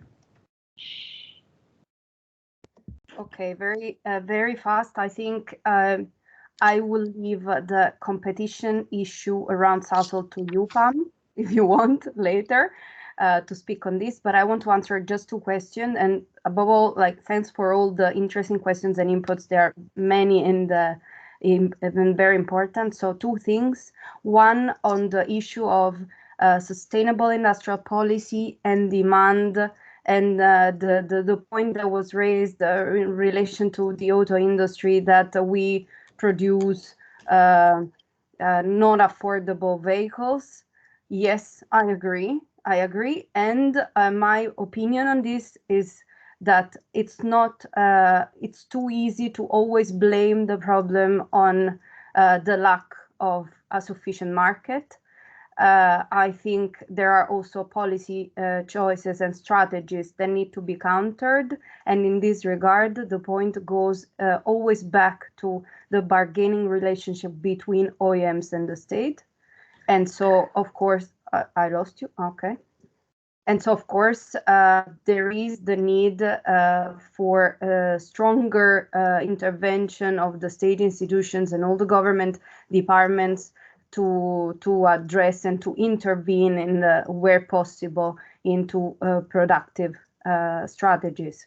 And so something more could be done. Again, like the other issue, thanks for all the valuable inputs on plastics, very interesting.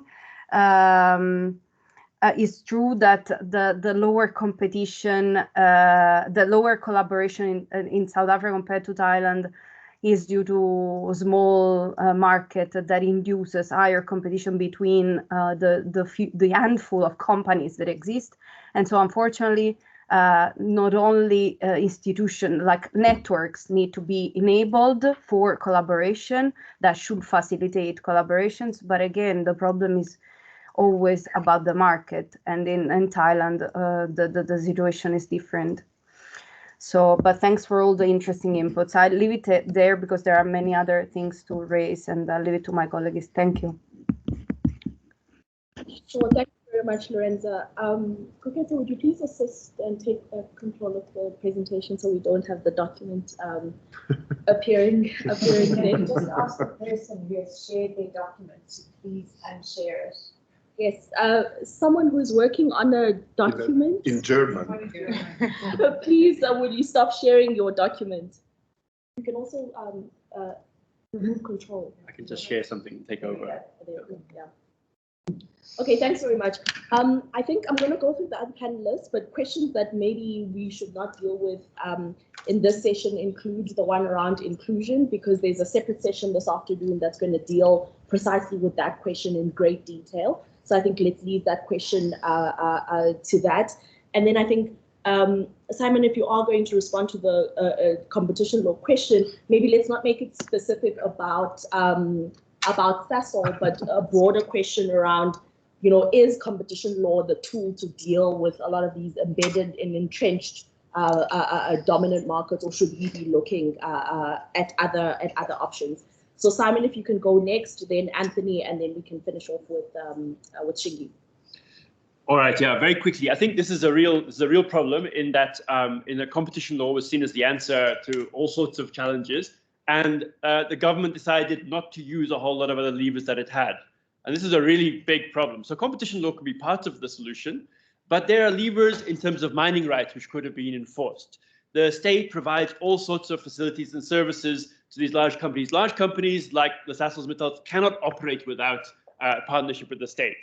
The whole fuel regulatory regime, for example, is there. And the state chose not to use those tools. Or when there was the windfall tax task team and there was a set of proposals around that, the state chose not to to take measures because Sasol promised that they were going to do a whole set of things which ultimately didn't happen, which was building a second major plant. And so the state needs to say there's a whole set of levers here, and this is where credibility comes in. If the state does not use these levers, it cannot expect to be taken credibly. So if you have a mining rights regime which says that mineral needs to not be discriminated against versus local buyers, and including buyers of that mineral who use it, it's in the mining rights. If you don't enforce it, it's very difficult to see how you're going to build your credibility. So if you don't use those other tools alongside competition, then it's going to be a major problem. And again, it's this actions rather than words, I think, which we need to highlight. Sure. And then I think maybe briefly on the how to integrate new technologies into production. Oh, so I did talk about that briefly, and we're going to come back to, I think, in the fourth session on institutions. I think Georgina Ryan's question is very important, and mentioning we had these institutions and we have them still, and there are, with more time we could talk about it. The Mandela Mining Precinct is there, etc. But this is about if you benchmark, and in the machine equipment, there is and the work we've been doing, we've been benchmarking against initiatives in different countries in which South African companies are present. It's important to note. And they say, look, this is what's happening in a province of Australia. This is what's happening in Chile in terms of building these institutions. So you benchmark what we have, and there's a big gap. There's a big gap between it. So it's good that we're building these new institutions and revitalizing the old institutions, but it's really a big step up that has to happen. Anthony? Okay, thank you for all the comments and questions. I'll be very brief. Lorenza mentioned the issue about the mass market cars, so I won't say much more there, just that I agree with this. I think we, in a way, the auto industry has become almost too export oriented, and the domestic market has become very much dominated, at least for cars compared to pickups by imports. So I think, tweaking policy there could make a difference, and also the tax system could make a difference. I won't touch on the issues around inclusion, but just to mention that NAMSA, the Vehicle Federation, has set up a very large transformation fund, which is being used to develop local black suppliers and local content in general. But I think it's too early to report on how that's shaping up. Then on the question on local content, this is based on the graph that I showed. Well, I think there are a couple of issues. I mean, the policy has to provide more pressure for increased nuclearization, and that is happening in the sort of phase 2 or Mark 2 of the APDP. That there has been a tweaking in the policy, which I think will help in that regard.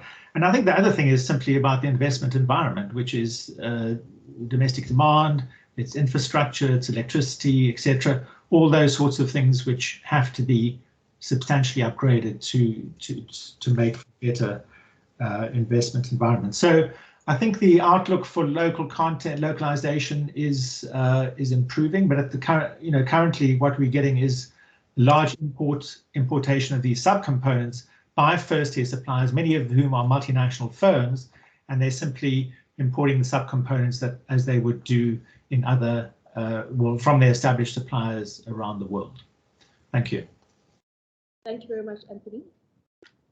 Shingie, and then I know I only had a point on inclusion, so I'm just going to say a few points specific to the citrus. In the other session, we'll take up on the issue. So I guess in the food industry, you asked about the issue of structure. I'll answer it from the perspective of structural issues within the industry and where inclusion comes in. So when you look at the food industry, it's important to appreciate that when you talk about structural change, it's about moving to higher value fresh food products and diversifying export markets. So inclusion becomes both a policy issue and a market issue, in that policy policy has to enable the building of capabilities for inclusion of these smaller players into export markets. And while there is not much progress on the inclusion front, we should appreciate the efforts, especially in the Citrus Growers Association, which currently supports around 145 members with 76 farmers that are exporting.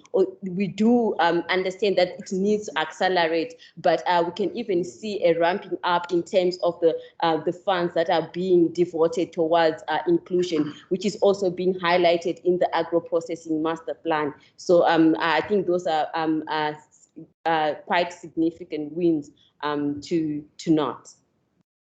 Thank you very much. I think thank you very much to the panelists as well as everyone who put up questions to really stimulate a really interesting debate. I mean, I won't take up too much time in trying to conclude the various things that have come through, but I think what's really come out is in order for us to really create the linkages that we now appreciate that much more after COVID that are necessary for having more resilient economies, we need the collaboration. I think the book's chapter 15, which is the conclusion chapter, talks about this from the perspective of you need development coalitions, which would be collaborations not just between firms, but also with institutions in order to effect the structural transformation that we need. And as part of that, we of course need to deal with the interests because the interests will not always be aligned. And I think there's a big question about when in a particular industry, market, or whatever industrial ecosystem that you're trying to get interests to align and they're not, what do you do? I mean, I think South Africa has a tendency of, in some industry, we hold on for dear life, whether or not the policies are working. And in others, we let go too quickly before there's been sufficient scope for learning that we can build capabilities. And I think these are all very important questions and insights that can be brought into the master plans. I mean, I think something that came up in the various presentations is the appreciation of having conditionalities when there is industrial policy that is in place. These conditionalities must be clear, they must be enforceable, they must be monitored, and there must be clear ways on who is accountable to whom and how that mechanism would come into place. Because too many times in the past, there's been a lot of investment in, in industrial policy type incentives that haven't had the outcomes that we expected. And that's simply because we just haven't had those checks and balances in place. And where they have been there, the design of the checks and balances have not taken the political economy dynamics into account. So we're not really taking into account that interests can inform how outcomes turn out. And so you must design your conditionalities, taking into account which are the interests have the strongest power, how can that power be leveraged, and what do you need to do to be able to check that power. And I mean, I think a last point, Simon touched on this, but maybe to close, there's been too much emphasis on the role of competition law. Competition law, of course, plays an important role in ensuring that there is dynamism, but competition needs competitors, and competition law cannot introduce competitors. There's a very strong role for competition, for industrial policy more broadly to still continue to do these things. I will close there. I mean, I think some of these issues are going to be picked up in the session that's coming in session 2. And then we're also going to have one on BE and inclusion, and we're going to close with a session on digital industrialization, which I think is a very important discussion, and I'd encourage everyone to stay on right till the end, because even though we acknowledge that there's an opportunity to structural transform based on the changes that we're seeing from digitalization, there are complexities to how you engage, and the interests that exist in markets already do not somehow disappear because now there's this opportunity. They are still linked. They can influence climate change policies or what we do. So we really need to integrate our thinking rather than assuming that now there's a new trend that we can follow and we can forget our past experience. And I think this is the great value that the book brings, in that it's saying we've had 25 years over the period, 25 years of trying to effect these changes, and we haven't succeeded. Why? And it really gets to trying to understand why we haven't succeeded where we have not, and how we have done very well in the industries that we have done well. I'd like to thank everyone for participating again. Just an announcement, you can take the full 15 minutes comfort break. We have a little bit of time that we will catch up in the session that Professor Fiona Tregenna will be chairing later on. Thank you very much.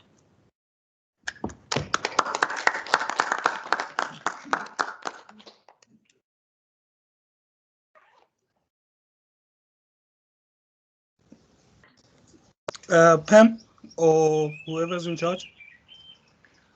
My chat function is not enabled for some reason. That's why, so that you don't have to suffer through my voice anymore. I don't know what the protocol is there. I think you're more than welcome to put up your hand, but I will talk to the tech team to see if we can have the chat function enabled for everyone. Thanks very much. No, it's fine now. The phone is over, but I can now validate and check. Is it? I didn't even see. Oh, here's one.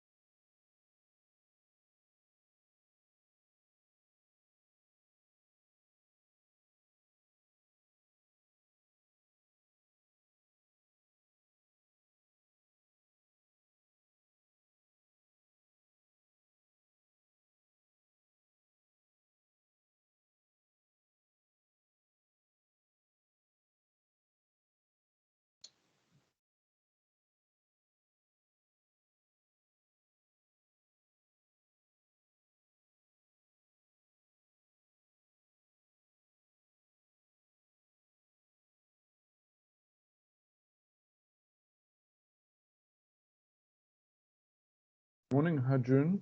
Can you hear me? Oh, hi, Alan. Yeah, Good to see you. I can. Yeah, long time no see. Yeah. Yeah. How are you?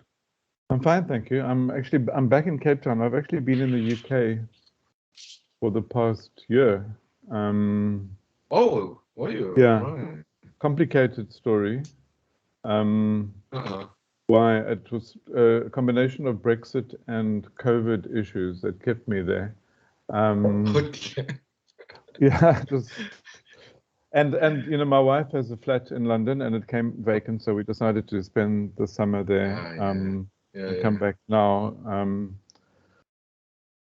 I did a bit of work there. We did a bit of work with Ian Golden at the Oxford Martin School. He's got a new research program on the future of development. Yeah.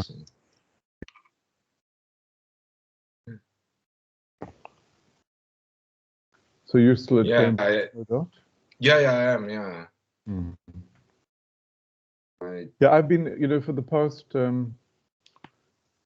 until last year, I was running the Nelson Mandela School of Public Governance, which had a different name at UCT. And then, you know, UCT has a compulsory retirement at 65, so I had to retire at the end of last year. But I'm still teaching there, but on contract, and doing a few other things. Gosh, yeah, it's been a while since I have traveled anywhere other than to Korea to see my parents. But yeah, wish I could go to South Africa soon. Yeah. Yeah, well, maybe there'll be possible. You know, I mean, it's easier now from the UK, obviously, with no red list. I found I found the system, there's a new system called VeriFly, where they link your PCR test to a central database and they verify it, so you don't have to go to the airport with lots of pieces of paper and stuff on your phone and that. Okay. VeriFly, okay. VeriFly. VeriFly, yeah. Well, BA uses it. I'm not sure about the other airlines. But still coming into Johannesburg, where I came through immigration, I had to have various documents. So. Oh, yeah, no, I've been to Korea twice in the last year because of my parents' declining health, but yeah, it's been very difficult. I mean, the first time we had to isolate for 2 weeks. I mean, the second time we were exempt because we were double jab, but yeah, I mean, the amount of documentation that you have to generate and carry and upload and and the delays in the airport, but that that doesn't seem so bad now, the delays in the airport. I went through quite quickly. Yeah, I haven't experienced that, but yeah, it might be just coincidental. Yeah.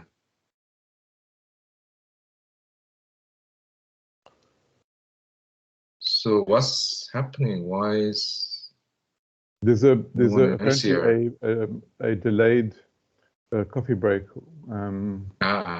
There's Antonio. Hi, June. Hi, Antonio. Hi, Antonio. How are you? All good? I'm frozen. Yeah.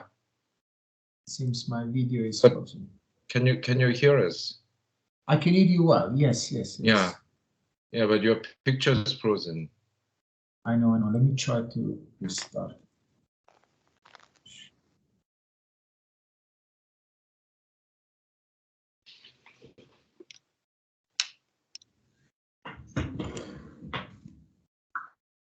Okay, actually, give me 1 minute. I want to get a glass of water.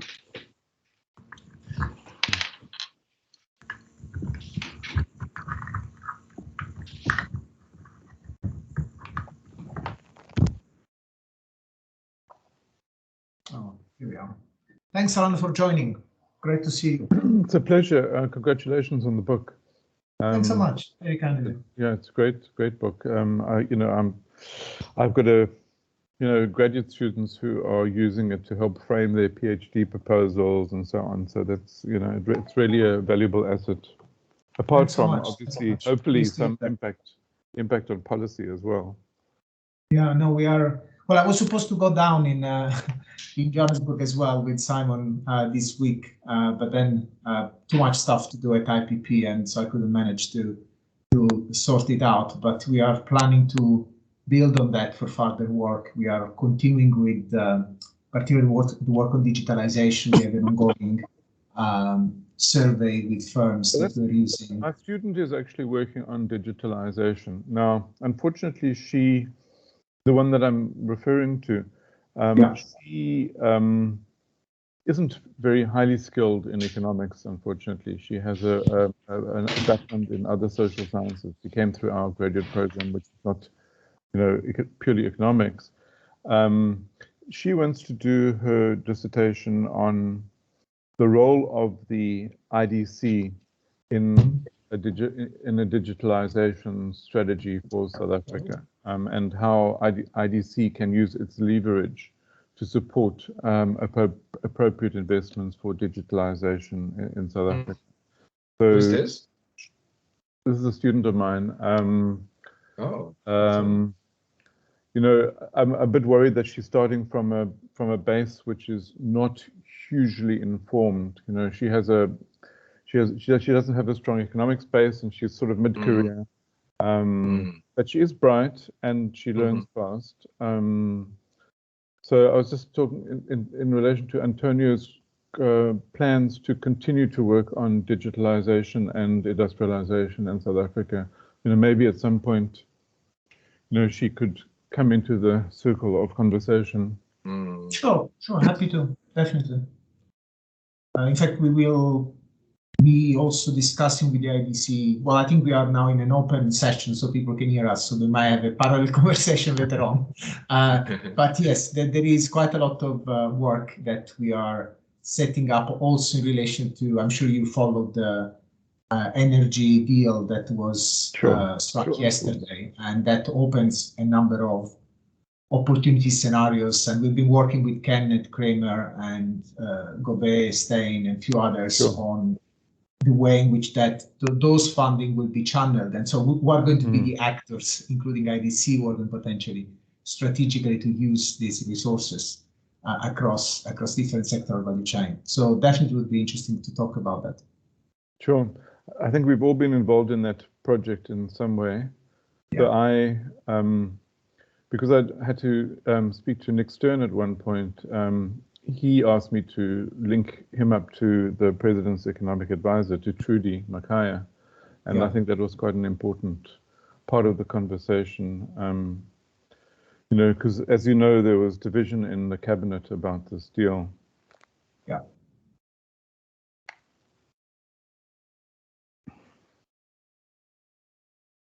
You say we're in open, yeah, okay. Getting an open session, yes. Okay. But I did recommend that she attends your session this afternoon. Her name is Chisoro, the digitalization session later today. Yeah. No, definitely. I mean, I will be affiliated to UJ for another 1 year, 1.5 years at least, for this visiting distinguished program on the fourth industrial revolution. So I'm also co-supervising some people with Fiona at UJ. So yeah, there are quite a few ongoing collaboration. So good to connect with that as well. Right.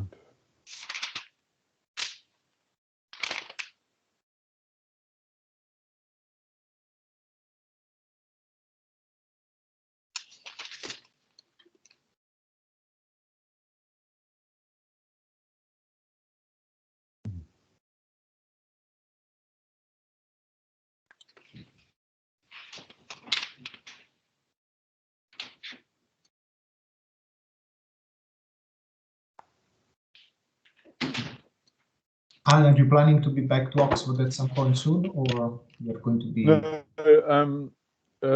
from about mid-April next year. So the plan at the moment is 6 months here and 6 months in the UK. So I hope to continue working on that project. It's like a, but it's an intermittent relationship. I was just yesterday talking with another friend of ours, Emily Jones at the Berkeley. Oh, Emily, yeah. And well, she's doing other things, but we are trying to connect a few dots with Simon as well on digitalization and international trade. Yeah. So, yeah, did I mention that I'm working with Ian Golden at Oxford Martin School? But I think that, you know, they had a conversation. So Ian and Christian Mayer, who's his PI, had a conversation with quite a number of senior UJ people a couple of weeks ago, but I don't know what the outcome was. We originally had a conversation with Tsilidzi Marwala and with Fiona about the project. So it may be that there are other opportunities for cooperation. Sounds good. I guess we can set up a call in the coming weeks just to make sure we are all on the same page.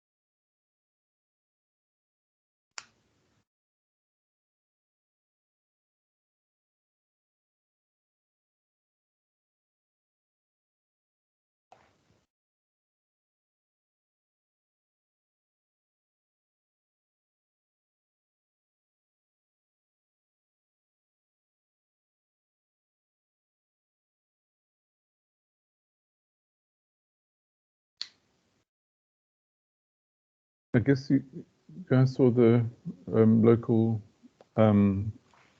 government elections. I mean, the main outcome was very, very low voter participation, probably somewhere around 40%, which is a huge drop from previously, which is not a good sign for political society.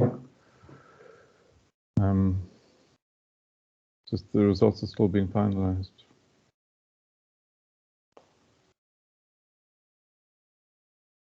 Yeah, I've been following a bit of that. I think it was expected to a certain extent. Yeah, decline. Probably not so bad, but the decline was pretty much in the air. Yeah, it was big. And the decline in support for the two main parties as well by quite a significant amount.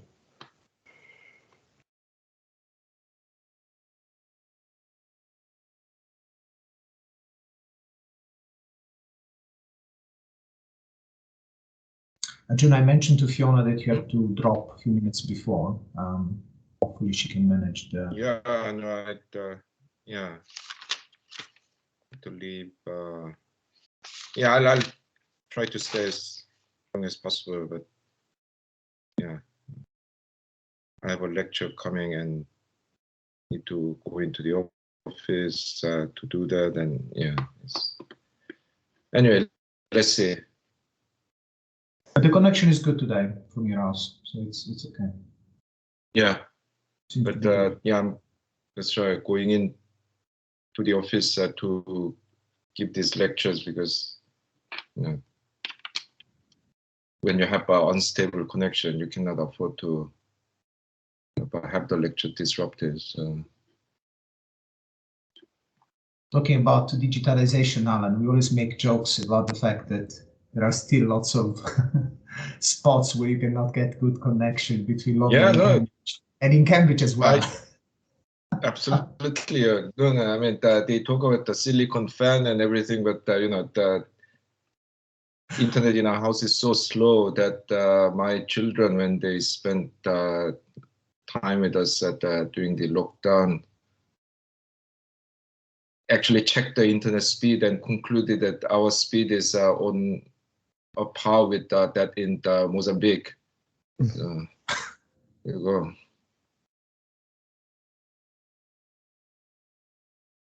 It's really absurd because I live in this newly developed area. You know, I mean, if I was living in some old part, I can understand, but you know, for God's sake, it's one of the newest buildings in the city, and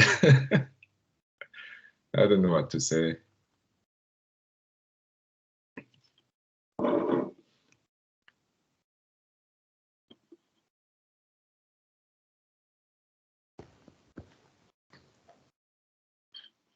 Well, I hope my connection holds out. It's a little bit intermittent as well. It's a fiber line, but sometimes it gets very busy.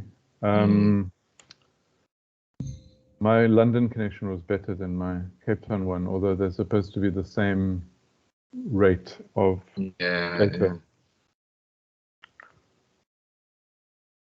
Yeah, but yeah, what they advertise is the theoretical maximum. And very often it doesn't live up to that, does it? Yeah, I do check from time to time. I have a little gauge on my iPad.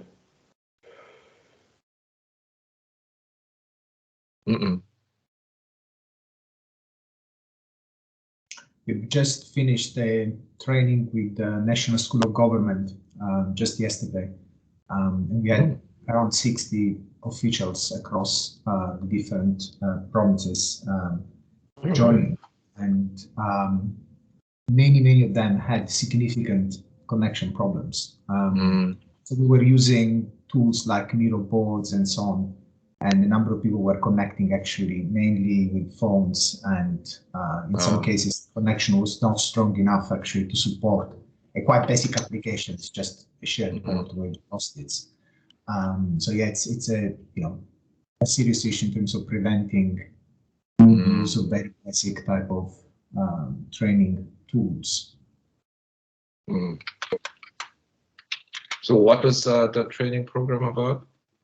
Oh, we developed a collaboration with the National School of Government, which started last year academic terms. So we started in February, and we had 6 weeks of executive education lectures that basically focus around industrial policy, industrial innovation, finance, and green transition. And this time I designed it around a policy lab where we worked on just transition, which is part of some new work that we're going to start doing from next year. In fact, Simon was one of the lecturers, Kenneth as well, Carlotta and a few others. Yeah. I thought I mentioned to you, but I'll send you the program so you see what we do. Okay, yeah. So this is through your UCL Institute, yeah? Yeah, that's correct. Yeah. So we will be doing this now 2 times a year with more or less that number of attendees. And this year we got a larger set of also funders who are supporting part of that training. I think, if I understand correctly, from the National School of Government, the Ministry of Finance as well has backed up part of the, so that government officials can participate and have a basically subsidized training. Good. Yeah, no, that was a good achievement. And actually, the quality of the discussion was very high. I was very impressed. Yesterday we had the end of the policy lab, and they basically reported what they've been looking at over the last 7 weeks. So, we are great. Congratulations, Antonio. That sounds terrific. Okay, I'll shut up now. We are back. I will enjoy your session. Thanks again, Ha-Joon, for coming. Yeah, thank you. I'll send you in WhatsApp something. Okay.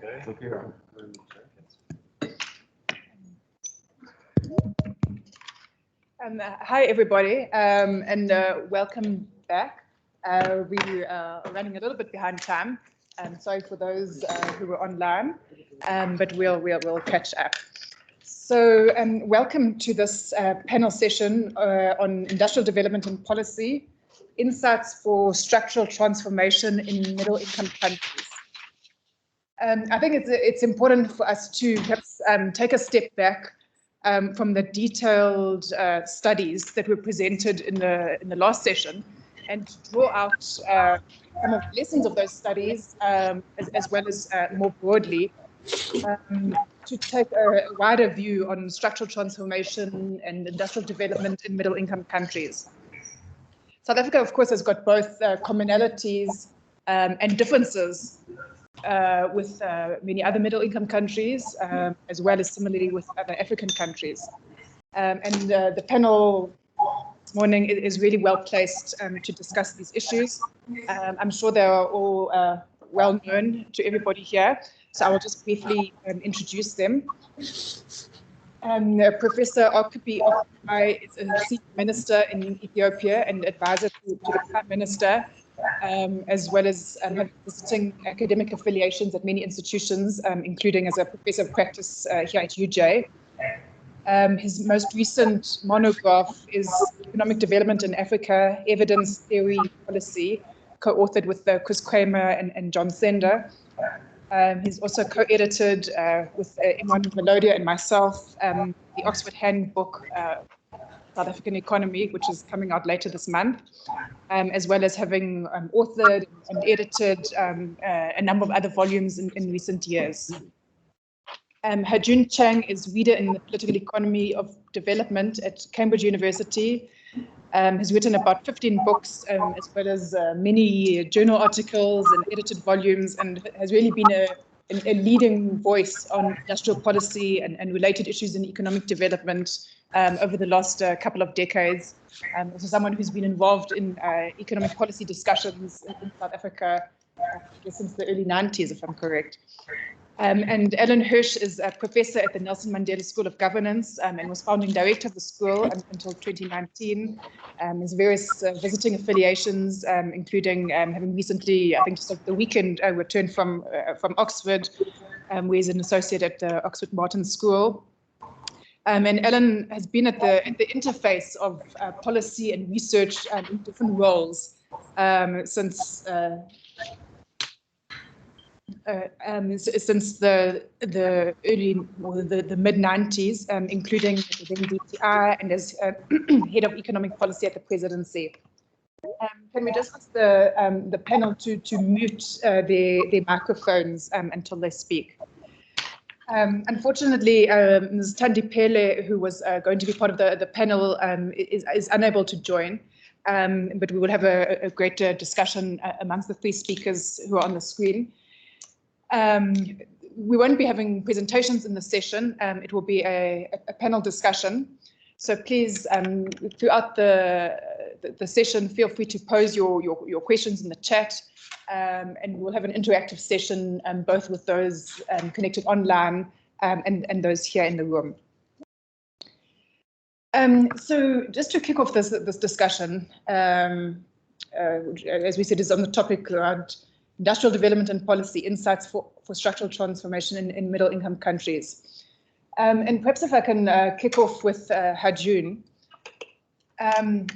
What would you regard as the key priorities for industrial development in middle-income countries broadly? And also just reflecting on how these have changed over time. You've obviously written extensively over the experience and the lessons of South Korea and East Asia in earlier periods. How would you see the current priorities for industrial development in middle-income countries as having both commonalities and differences from those in previous periods? Yeah, I think thank you, Fiona, for inviting me to this important event. Yeah, I think there are some perennial things, whatever the era, whatever the industries we are talking about, it is crucial that developing countries need to build productive capabilities in industries that have higher productivity, that have technological dynamism, and that have expanding demand. And these are usually, although not exclusively, in the manufacturing sector. So that is a lesson that we see again and again. And secondly, you need to design and implement good trade and industrial policies. I mean, it's such a banal thing to say, but simply because that something is justified in economic theory, it doesn't mean that your policy is going to work. You need to design the policy well, implement it well. And anyway, I mean that we, from the debates of the last few decades, we know what are the kinds of policies that you need. I mean, I think once again that there's some kind of perennial truth. You need some sort of infant industry program in developing countries. Exactly what it is will depend. Exactly who you are, what kind of endowments you have, what kind of new industries you are trying to develop, what are your kind of administrative capabilities, what is your fiscal position. But that we know that you need to use some kind of trade protectionism, some subsidies, regulate foreign direct investment, use in some strategic sectors state-owned enterprises, that try not to follow the strict intellectual property right laws that are imposed by the WTO and so on. From experiences of more successful countries, especially in East Asia, we know that, however, these support measures for the infant industries need to be conditional on investments in capability building, whether it's fiscal investment, worker training, or research and development, on the one hand, and on delivering good performance on the other hand.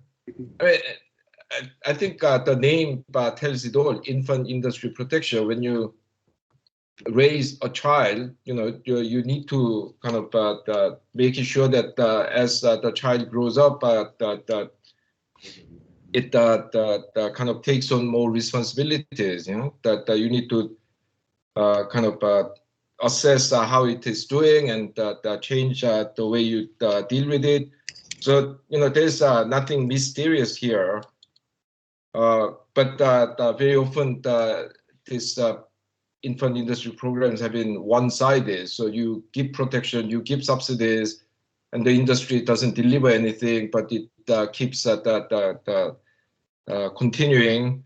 And the success of industrial policy in East Asian countries that was particularly distinguished in terms of the willingness and the ability of the government to discipline the recipients of government support. And finally, the trade and industrial policies need to be supported and complemented by other policies, infrastructure policy, pro-growth macroeconomic policy, financial regulation that reduce instability. So I think there are these perennial things, but of course the world is changing, world has changed significantly.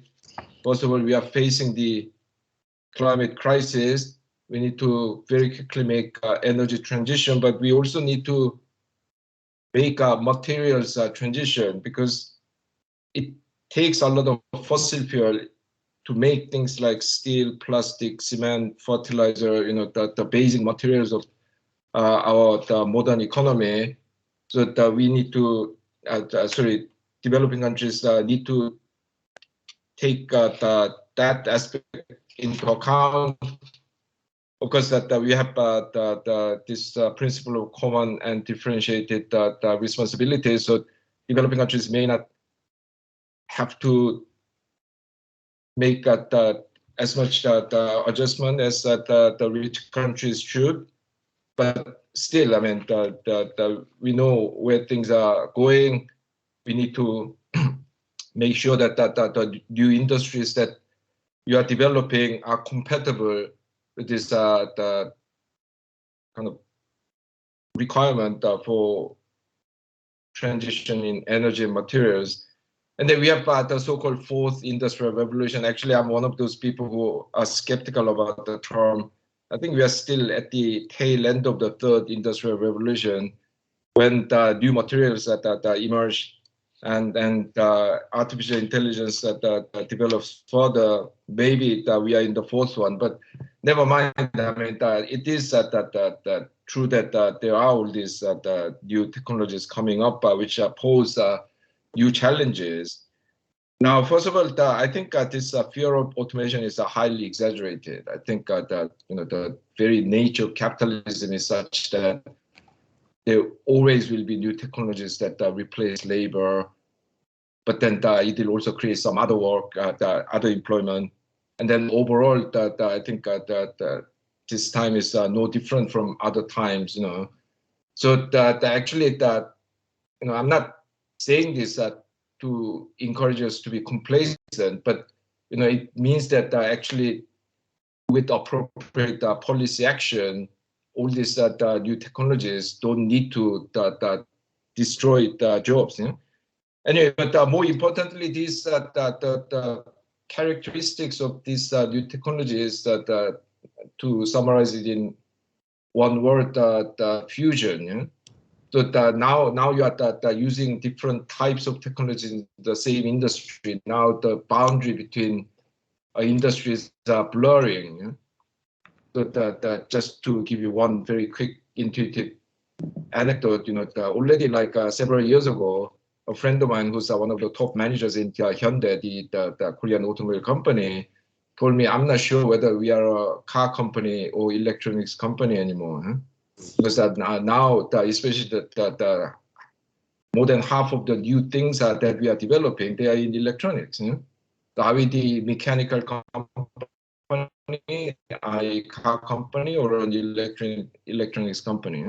This kind of thing makes it more important to develop what I and Antonio in our joint article in European Journal of Development Research with my student Mateus Labruni that called foundational capabilities.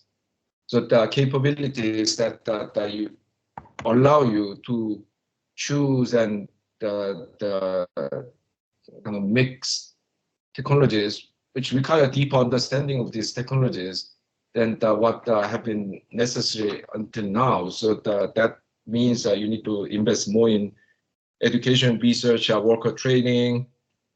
So there are all these challenges posed by these new technologies. And finally, one big change that in the last few decades has been the changes in the global governance system. Of course, that even before the WTO, there were rules and restrictions, but with the advent of the WTO in the mid-1990s, we have seen the shrinkage of the so-called policy space for developing countries.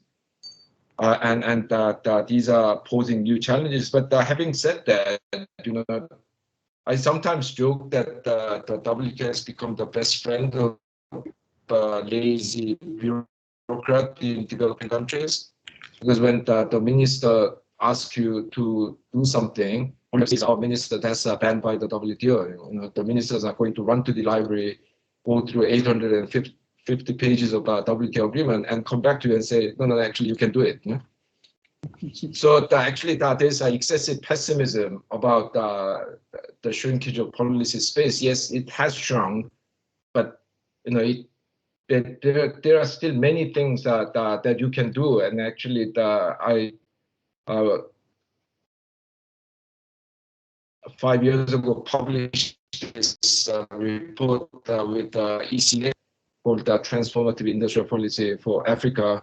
And in there, we devote half a chapter going through detailed rules of the WTO and specifying what can be done, what cannot be done. So that kind of effort is necessary. You need to comply to the rules, but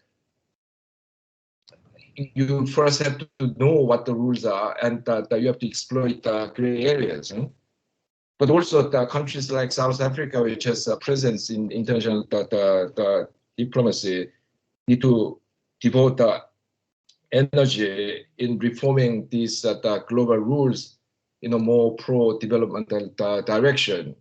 After all, rules are man-made. I mean, there's no reason why these rules shouldn't be rewritten. And the strong countries have done that.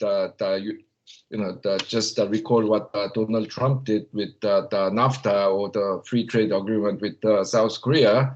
So I mean, of course, South Africa has been quite vocal in calling for reforms of these global rules, but you need kind of two-pronged strategy. One, you need to understand the rules and exploit the rules to your advantage, but at the same time, you need to work to reform the rules. Okay, I'll stop there. Thanks, Ha-Joon. Then perhaps turning to you, Arkebe, and with a particular focus on Africa, what would you see as some of the constraints and opportunities for industrialization in Africa? I imagine that there will be some large commonalities with the sorts of priorities that Ha-Joon emphasized, but perhaps also some specificities. Thank you, Fiona. First, let me congratulate yourself, Antonio, Pamela, and Simon, and all the authors and institutional partners for producing this fantastic book.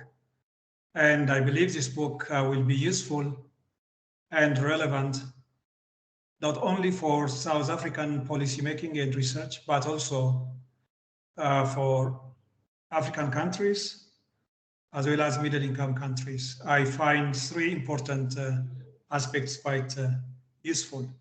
The research methodology have adapted, focusing on case study and sectoral approach, and also the combination to review the policies and with theoretical perspective. I find that quite useful. So I believe this book will receive a wider audience and as an important input for policy learning. Having said that, industrialization in Africa, despite some of the ongoing debates, which are not founded on and supported by empirical evidence, whether export is possible or whether industrialization is possible, I believe industrialization is getting traction in our continent. And we could see that industrialization more than any time is possible in our continent, and industrial policy can also be further refined and used. Of course, we are living in a very difficult external environment, but times have always been difficult if we look even the past 20th century. So I believe there are a few points we need to have as a premise.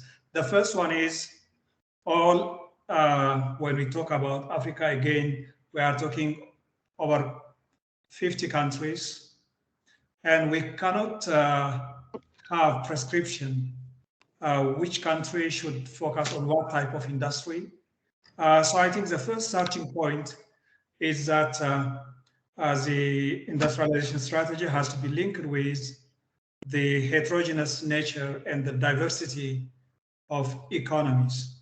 And here the challenges will be two-dimensional. First one is, how do you start? How do you kick off ensuring the economy starts to move? This is a big challenge for many countries because structural transformation assumes that the growth must be high growth, high performance, as we have seen in Asia. And the second aspect is, how do countries cope with the various levels of stages of industrialization, and which will differ across sectors as well. So this is the first point I think we need to recognize. The second aspect is high growth, shared growth, as well as economic diversification have to go hand in hand. We cannot think of high growth without inclusivity because it slows down high growth, or it will also slow down the diversification process. So the combining and these three aspects will be important, ensuring rapid pace of growth, shared growth, and also accelerating the economic diversification process, which will also allow for many African countries the big challenges. How do we create jobs while we industrialize? This is a challenge also we find glaringly in South Africa, as well as how do you cope with the issue of poverty and inequalities. The third aspect I would like to highlight is this will require, as Ha-Joon mentioned, a very strong policy perspective. And the key issue will be, how will national governments develop their policy capabilities? First, without practicing, they cannot develop this capacity. And the policy designs have to be based on knowledge and evidence, but also, which I believe many African countries are not tapping, is the international experiences they can develop. For instance, on auto industry, in the earlier presentation, I learned that how the private sector and the government work closer in the auto industry, which will be a useful lesson for South Africa. So in terms of international experience, this is an important source to improve policy capability and the improving the policy capability is going to be the third aspect we need to focus. An additional scope to improve the industrialization policy perspective will be, first, we have to deal with the constraints we have. International governance is a major constraint. We know the constraints related with WTO, on trade, on technology, on related issues with FDI. And We need to raise this because developing countries and African countries should put up their voice to ensure that these constraints is relaxed, while also maximizing the potential within these constraints. The second aspect, in terms of the international governance or international scope, is the competition is becoming increasingly stiffer because of accelerated technology, global value chain changes, competition, especially in labor-intensive industries from China and other Asian countries. So African countries have to cope with this. There is no shortcut, but they have to face this challenge and have to address it. Then we are also dealing with the vulnerability of the global economy, as we have seen in 2020 and 2021. So these are the constraints we need to bring in the policy design. And also we need to tap opportunities. The issue of digital transformation can be partially an opportunity. Carbon neutral industrialization, I believe, despite the debate, who has contributed to global emission, I think African countries should grab this as an opportunity to build a carbon neutral clean manufacturing sector and also carbon neutral paths in green transformation. We also need to tap the potential of the process of Africa's economic integration, including the African Continental Free Trade Area. And we also need to work on strongly working with on global partnerships, especially with emerging economies, India, China, because these are critical partners in terms of accessing market, in terms of attracting investment, in terms of mobilizing finance for infrastructure, which Ha-Joon was mentioning earlier. Finally, I want to clearly put the role of the city is absolutely important, but there is no dogmatic guideline in relation to the role of the state. And this is a very dynamic process, and the state has to closely work with the private sector to create and strengthen the private sector and also combine it also with attraction of productive investment. So I believe these are issues that we'll need to bear in mind when we look at opportunities and constraints of industrialization. But definitely the debate on whether export is feasible, industrialization is feasible, I think we have to leave it behind. And the productive discussion today we saw at the symposium primarily focuses on how we can maximize the opportunity and the potential rather than focus on abstract debates. Thank you, Arkebe. Then, Ellen, perhaps we could bring these broad debates and perspectives on middle-income countries and African countries back to the specific case of South Africa. What would you see as some of the lessons from South Africa's experience, and perhaps also drawing on some of the insights from the book as well as more broadly for middle-income countries in general? Obviously, there's no copy and paste, and the specifics of each country need to be taken into account. But what do you think are some of those reflections that could be of value to middle-income countries? Thank you, Fiona. And, you know, I'd like to echo Arkebe in congratulating you and your fellow authors on this really terrific book. I think it's a really important book, both for researchers and for policymakers. And I do hope that it is really widely read and used effectively. And thank you for inviting me to participate in this panel with my very distinguished co-panel members, or should that be Manel, but I know this wasn't the original intention.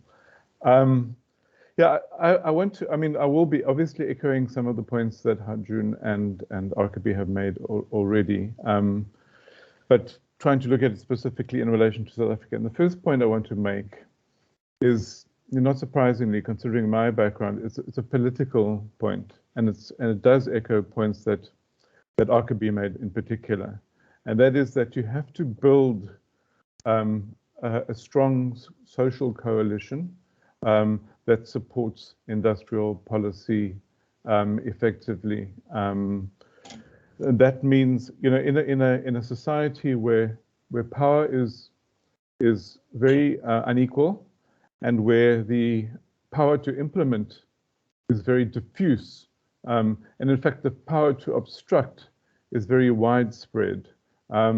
The necessity for building a strong political basis for industrial policy is enormously important. So, you know, there are other middle-income countries like South Africa which are diverse and unequal, where this lesson is relevant. So, for example, in our case, you know, in a way, BEE, Black Economic Empowerment, was a kind of an afterthought. Industrial policy came first, BEE came second. There was the political and the industrial. We need to find a way to build a strategy where Black economic empowerment is part of industrial policy in a coherent way, and growth supporting. And that echoes the point that Arkebe made about shared growth and the necessity of inclusion, especially in very unequal and divided societies. Now, the state has to, and this is something I think, you know, reflecting on our own experience, the state has to appear not to be partisan in relation to those parties. It has to be able to arbitrate in a really fair and technically empowered way between the stakeholders, and it also has to take a lead where necessary, especially as we've seen in the book. There are a number of chapters which point to the massive power imbalances in many industrial sectors in South Africa. And in those sectors where there are those massive power imbalances, the state has to find a way to rectify those balances in a way that is acceptable and supported by the broad social coalition. And that echoes the point I think that both Ha-Joon and Arkebe made about the necessity for the strategic and technical capabilities within the state. So just to reflect on the South African experience in relation to this first point, I think that, you know, in spite of what Nimrod argues, that we formally had an industrial policy for the first time in 2007 or round about then, there was an attempt in the Mandela era to build an industrial policy. Many of the people who became a part of the Trade and Industry Department in 1994 and 1995 were also members of the Industrial Strategy Project, which had developed a series of strategies for industrial development. And there was an attempt to implement them. There was an establishment of new sectoral directorates within the DTI. People were brought in from the private sector who were experts, as well as there being other experts drawn into the organization. We developed a cluster program. There were a number of incentive programs which didn't work very well. We had industry or sector-based export councils, which brought government and business together around export strategies. But it didn't really last into the 2000s very effectively beyond the Mandela government. Why? Why did it decline? I think to some extent it was, I mean, there are a number of factors. I think NEDLAC, which was a very important supporting pillar in industrial policy, deteriorated. It moved from being a technocratically very capable organization and a respected sort of non-partisan player into being a more partisan player and not as technically competent. And I think that we lost a really important asset. I think there was also the leadership in some of the government departments shifted and policies changed, as they tend to do, even though there's only been one party in power. And there was a lack of coherence in government, between government departments. So I guess that reflects the lack of a really high-level leadership in terms of bringing people together around industrial policy. So that's the first point that I think is really important. in our own experience, and I think it's relevant for a number of other countries. The second one is a more mundane one, but you know, it's something that Fiona has reflected on in a paper. It's to ensure that trade policy supports industrial policy. And we got into a situation in the 1990s where we were being readmitted into multilateral global arenas, including the GATT, which became the WTO. And a lot of pressure was put on South Africa to come into the WTO with quite a liberal position. You know, it got to the point, and I'm not sure if this is widely known, that there was so much pressure being put on South Africa by the major trading partners, including the United States, that President Mandela had a private conversation with President Clinton about creating a bit of space in the tariff reform process for South Africa in the WTO period. But I think that we could have fought even harder, and we could have resisted even more strongly, and that was very problematic. So what happened was that industries that had emerged under massive protection in South Africa, in the clothing industry, we had tariffs of around 133%, if I remember correctly. That was the highest one. And we had a situation where 94% of clothes that were bought in South Africa were domestically manufactured, and a very, very tiny proportion were exported. And these were in firms which were relatively small and competitive and not very well organized. We didn't give them enough time, and we didn't perhaps engage sufficiently creatively in a kind of an industrial restructuring process that would precede the trade reform process. So that was a massive mistake that we made, and a very costly one in terms of jobs and industrial capacity. And then the third point is a more contemporary and maybe a more slightly more debatable or controversial position, and that is about, and it does echo a point that Arkebe made about African integration. I think we have to take the region seriously in our industrial development strategy, very seriously in our industrial development strategy. We don't have a lot of advantages in the region, except for the fact that we are fantastically abundant in natural resources all across the Southern African region. And those natural resources could potentially give us a very significant advantage in a number of industries. It's not sort of automatic that if you dig it out of the ground, you must process it. But there are some things that we dig out of the ground, and there's some things that we produce in the ground that we could be adding a lot more value to if we had better regional value chains. And I think one of the reasons I'm saying this is because I think that it's more and more difficult to access global value chains for reasons which have already been mentioned. But I want to maybe raise an issue. Ha-Joon said we shouldn't be too worried about digitization and automation, but from a developing country perspective, it is worrying, because it gives developed countries, because reducing the proportion of labor in the value of production removes the traditional advantage of developing countries, which generally have much cheaper labor for a number of reasons.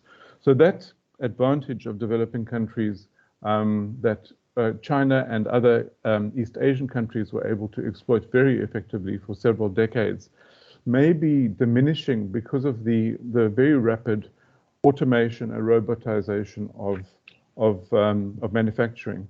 There's also climate change. Climate change is discouraging trade in various ways across long distances in particular. So it's more difficult to access global value chains and markets.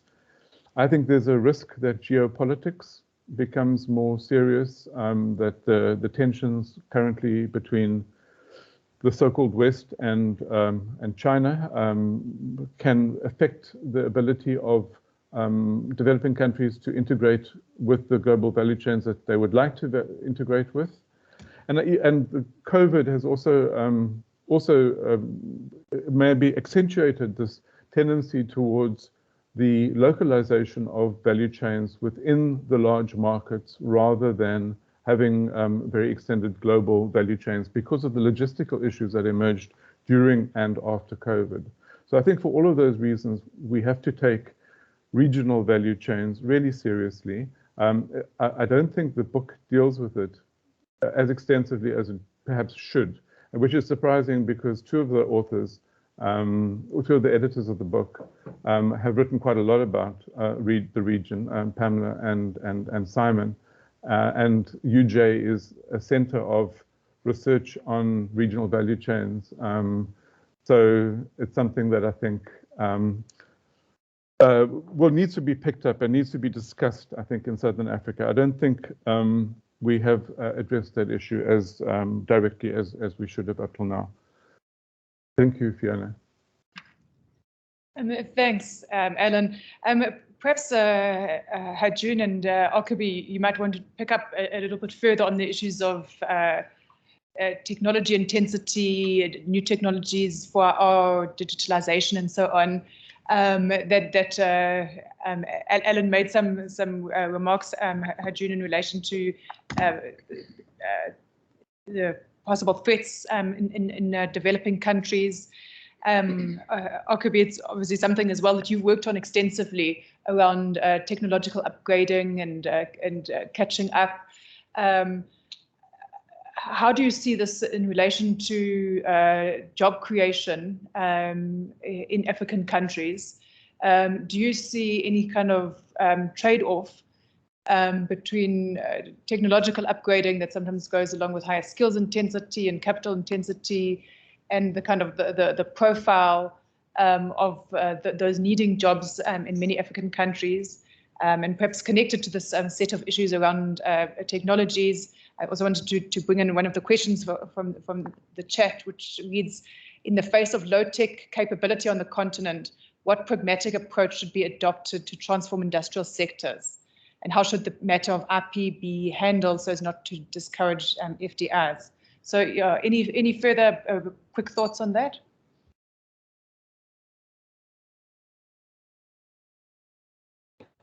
Yeah, no, when I said that the fears about automation is exaggerated, I didn't mean to suggest that it is not a problem for particular countries, particular sectors over particular periods.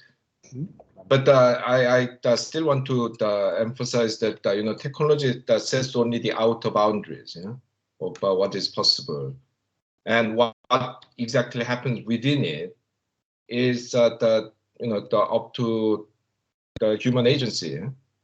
So for example, in the rich countries, a lot of people have argued that the reason why the inequalities are rising is that with the international trade, with automation, we have a lot of redundant people, with poor skills and so on. But despite that, countries with very open economy and very high-tech industries like Switzerland and the Netherlands and Canada, they've been able to actually maintain quite low, well, not low, but they in those countries haven't seen a rise in inequality. Actually, there's even some evidence that inequalities have fallen in France and Switzerland in the last few decades. So it suggests that exactly what you do with the job creation, the welfare state, the training and retraining will determine exactly what kind of employment situation we are going to end up with. So that I just said that in order to tell people that we shouldn't take technology as destiny, and that there are many ways to address this challenge, because it will be a challenge for particular sectors, particular segment in the labor market, particular countries. So, but I mean, we cannot go into that now. But I think, yeah, Alan's suggestion that the development of regional value chain could be one of the ways out of this. I think that is a very interesting point. Thank you.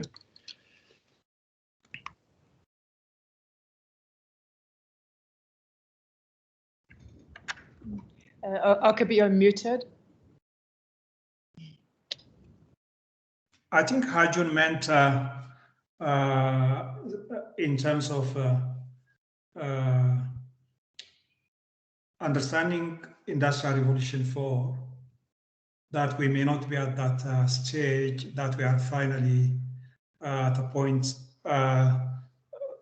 of the final substage of, I think, IR3.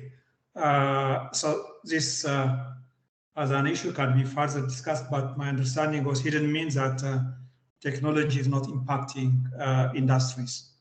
My perspective on this point is definitely we see job losses because of technological advances and reshoring, which we have seen accelerated in the last few years. But the impact of technology, in order to gauge it, we need to link with the type of technology in specific industries. For instance, in automotive industries, the way technological advance is occurring is quite different from, let's say, the most labor-intensive apparel sector. We are seeing automotive industries which have been producing vehicles producing fossil fuel for ages, becoming difficult for them to cope with the new requirement, while it's quite easier to leapfrog for like Tesla, which is started from scratch. So one thing we need to say is to link it with the specific nature of the industry. And what I have learned, for instance, talking with many of these industrialists and firm owners, is if like apparel sector, they still believe it's not going to be replaced by robots. It requires a lot of energy. It requires a different type of setting. So they see there is a scope, like in design, 3D, or also automation and semi-automation in some activities, but it's not going to substitute. But the implication for African countries is we may look at what China is doing. The highest density of robotization is not in Europe, it's not in the US, it's in China. And this is a country that has hundreds of millions of labor force. So the key point is, how do you embrace technological advancement and build capability from the very beginning so that it synergizes path dependence, I mean, to create the capability that encourages innovation.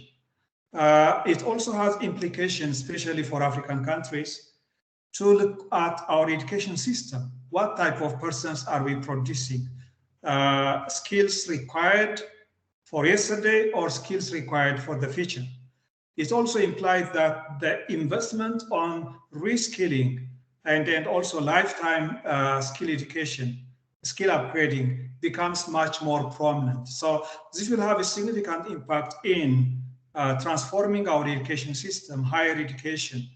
It also implies that African countries cannot just wait until they become advanced economies to develop R&D capacities. They should start investing in some basic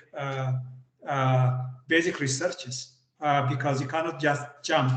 When you reach that point, you have to develop the capacity from longer perspective, from long period. So my perspective on this is, it doesn't mean that jobs will be lost, but actually some new technologies being developed are also sources of new jobs, like renewable energy is a good example. African countries have a deficit in energy. Because of deficit of energy, manufacturing sector is being constrained. While there is now the technology maturing in renewable energy and also in a way divisible. It's not like that requires high concentration or the biggest economy of scale. So it has implication.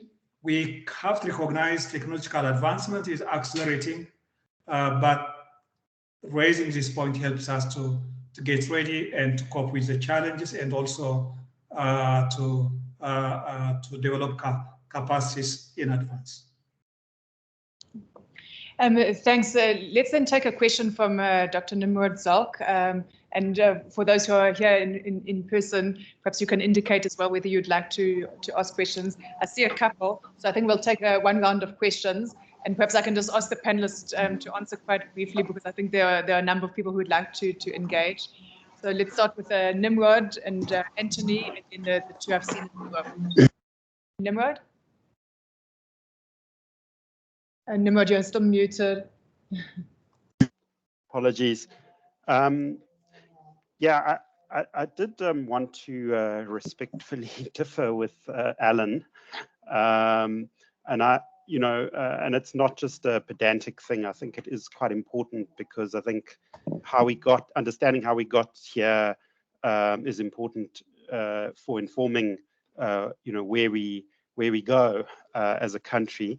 I certainly didn't say that there was no industrial policy before 2007. Rather that I think the emphasis was that there was no formal and overarching industrial policy. Certainly there were interventions, and